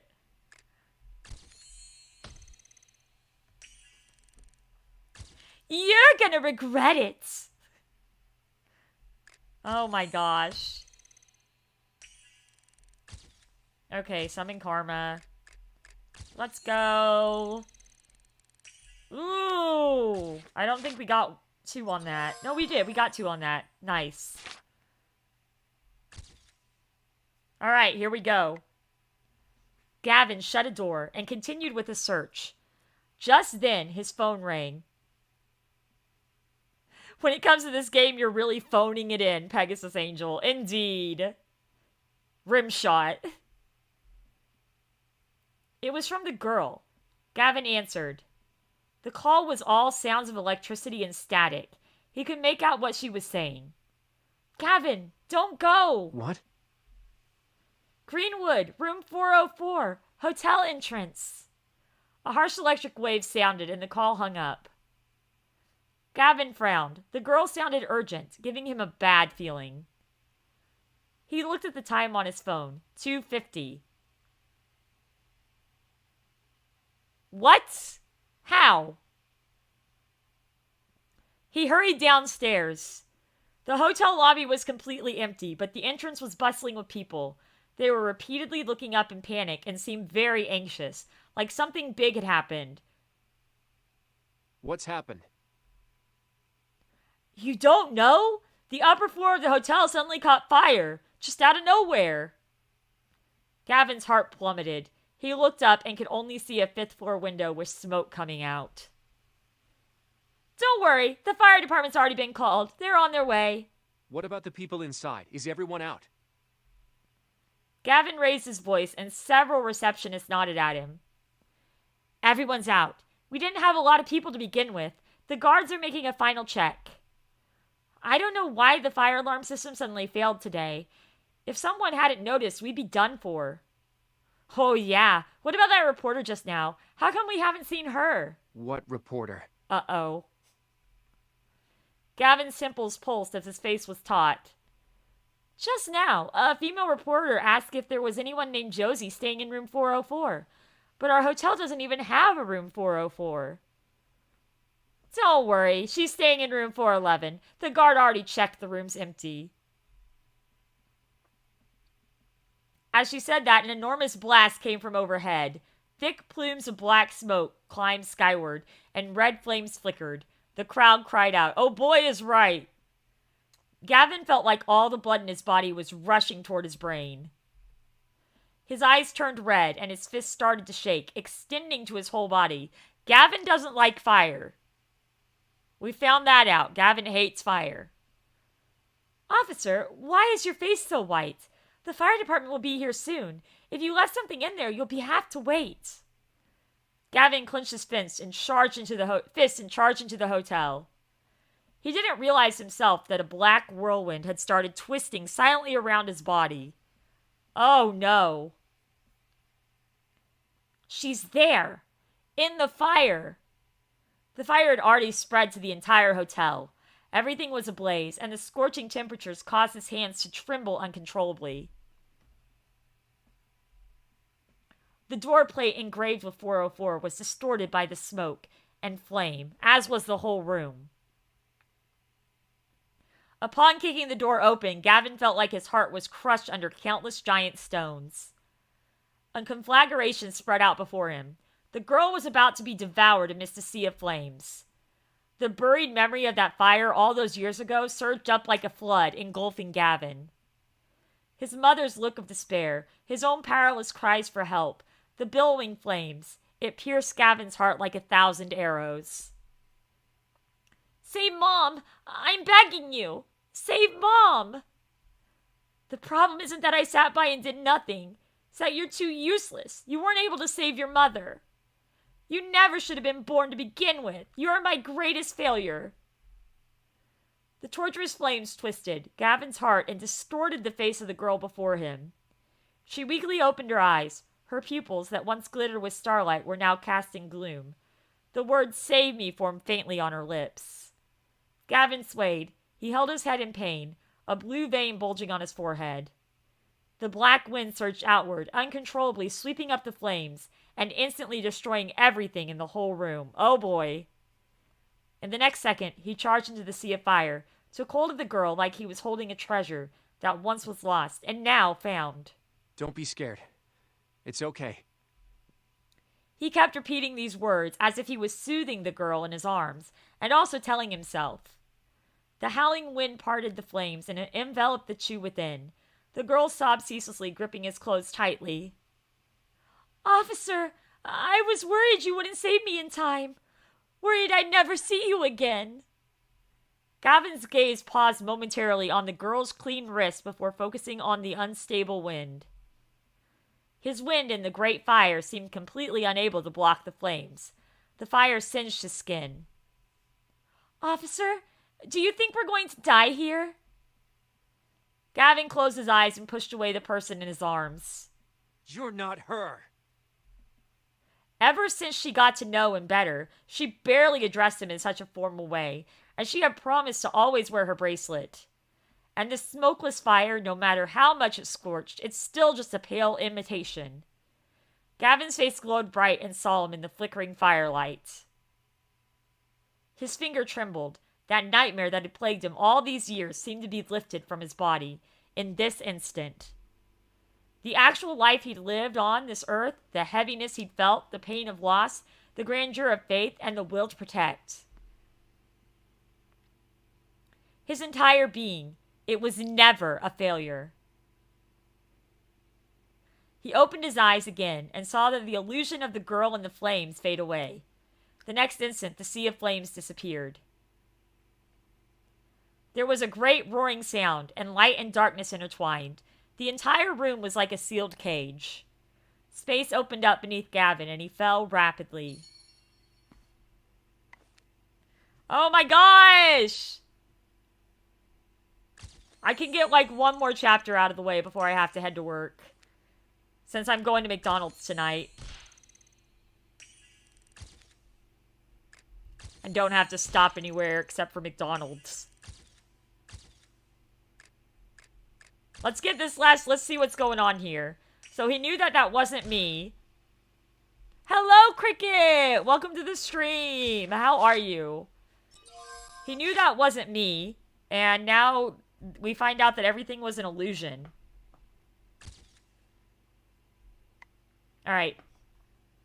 Having never felt such a powerful sound wave before, I fell to the floor, not an ounce of strength left. Josie walked up to me and stopped, completely fearless amidst the flames, laughing with abandon. For a moment, I went deaf, and then slowly started hearing the sound of a heartbeat. Flames. Laughter. I locked eyes on Josie. The room's raging fire, and the locked window seemed to cut off any chance of escape. You're not still trying to think of a way out, are you? As long as I'm alive, I won't give up. You really are showing quite some perseverance. But I don't get it. Why not just kill you? Why go through all this trouble? The flames crept up over me. I had nowhere to go. The scorching sensation made me feel like I was about to melt. It burns. I wanted to wipe away a cinder that had fallen on my shoulder, but I didn't have the strength to move. Time crawled by, and the leaping flames started to burn away my hope. My palms were cold with sweat. Catching up on today's creator drama. Oh, fun. That's always fun. My ability to think clearly started stalling, and the scene before me became a huge blur. Seeing the window engulfed in flame, I couldn't help but see Gavin's face in my mind. Gavin, will I ever see you again? I just love the look of despair on your faces after your hopes are destroyed. Don't get ideas. The person you want to protect isn't going to come save.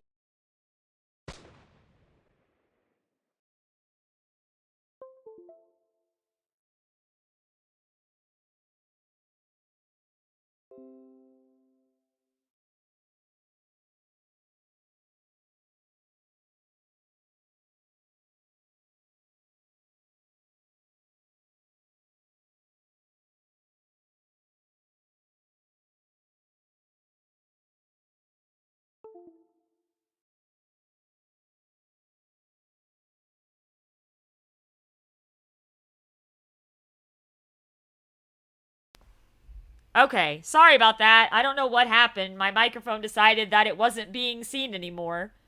Anyway. Yeah, my mic went bye-bye. We're back. Wood flew through the air, and a golden light flashed so brilliantly that I almost couldn't open my eyes. The OBS will tell you if something happens that gets something disconnected from your computer. It told me that the last USB device that was put in was not recognized. And I know my microphone has been causing issues lately because I need to get a new cable for it. So, yeah. Microphone decided not to microphone. Gavin descended from above, his face cold, shrouded in gale winds. He seemed to have some fresh wounds on his face, but his eyes were calm.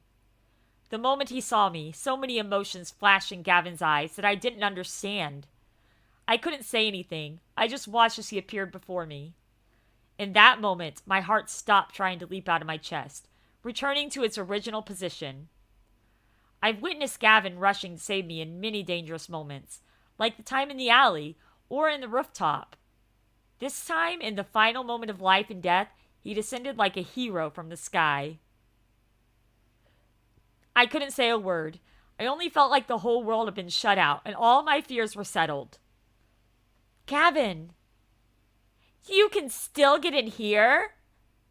Josie seemed shocked at Gavin's arrival. She opened her mouth and a brief sound wave shattered all the windows, sending glass flying everywhere. A massive amount of air and wind rushed in, fanning the flames which engulfed everything in an instant. Gavin shielded me. A powerful air current crossed the flames and pushed Josie, crashing into the wall. The sound wave stopped, but the fire raged on. The chaotic wind wrapped around Gavin, separating us from the fire. The flames kept eating away at the vacillating air current, shrinking it bit by bit. I could faintly feel the heat from the fire. Gavin held my hand tighter than ever, making me feel more reassured than ever in a time like this. Don't be afraid. I'm here. I gave Gavin a smile. I wasn't scared. He came. I wasn't a bit scared. My body relaxed at this moment, and murkiness overcame my brain. With Gavin's hand in mine, I closed my eyes. The heat never bothered, and the flames rage on. The heat never bothered me anyway. The last thing I saw was the red glowing flames engulfing everything. I am in a dream. In the dream, I see scorching flames devouring a strange residence without a sound. In the dream, I see a young boy standing there petrified as the fire tinges half the sky red, along with his terrified face. I don't know why, but I woke up from the dream crying. Opening my eyes, I didn't know where I was. The white room was completely empty, no red fire, and no burn marks from their scorching flames. Could it all have been a hallucination? Gavin's jacket covered my body. He stood by a busted window, staring out for a long time. An almost imperceptible wind twined around him, stirring up little black currents. Gavin? Hearing my voice, Gavin quickly walked over to me, squatted down, and lightly held my hand. His face was a bit pale on his cheeks. Oh, his face was a bit pale. On his cheeks were thin streaks of sweat, and on his forehead were slightly pulsing veins. Then I saw a new wound on his jaw, thick with drops of blood. Once again, I made Gavin rescue me and get injured. My nose suddenly turned prickly. You got 2 new Monster Power Ranger OCs. One is a snowman-like monster, another is Jack-in-the-Box monster. Nice. Gavin's face was still wound tight, but his expression was more joyful. The next second, the joy in his eyes melted away. Why did you come? Didn't I tell you to wait at home? Gavin looked at me head on, with anger, pain, confusion, and hesitation in his eyes. This was the first time he'd ever been mad at me. Hello, Francisco! I lifted my head and looked earnestly into his eyes. Because I was worried for you. My evil seems to have been restored. I just saw the future, and it was about you, so I had to come and make sure you were safe. I can't see you in danger and sit by doing nothing, so this time, don't push me away. At least he was okay. Anxiety and worry rushed my heart in a flurry, morphing into self-pity and tears. Gavin went blank for a moment. As he looked at me, a heavy emotion surged in his eyes.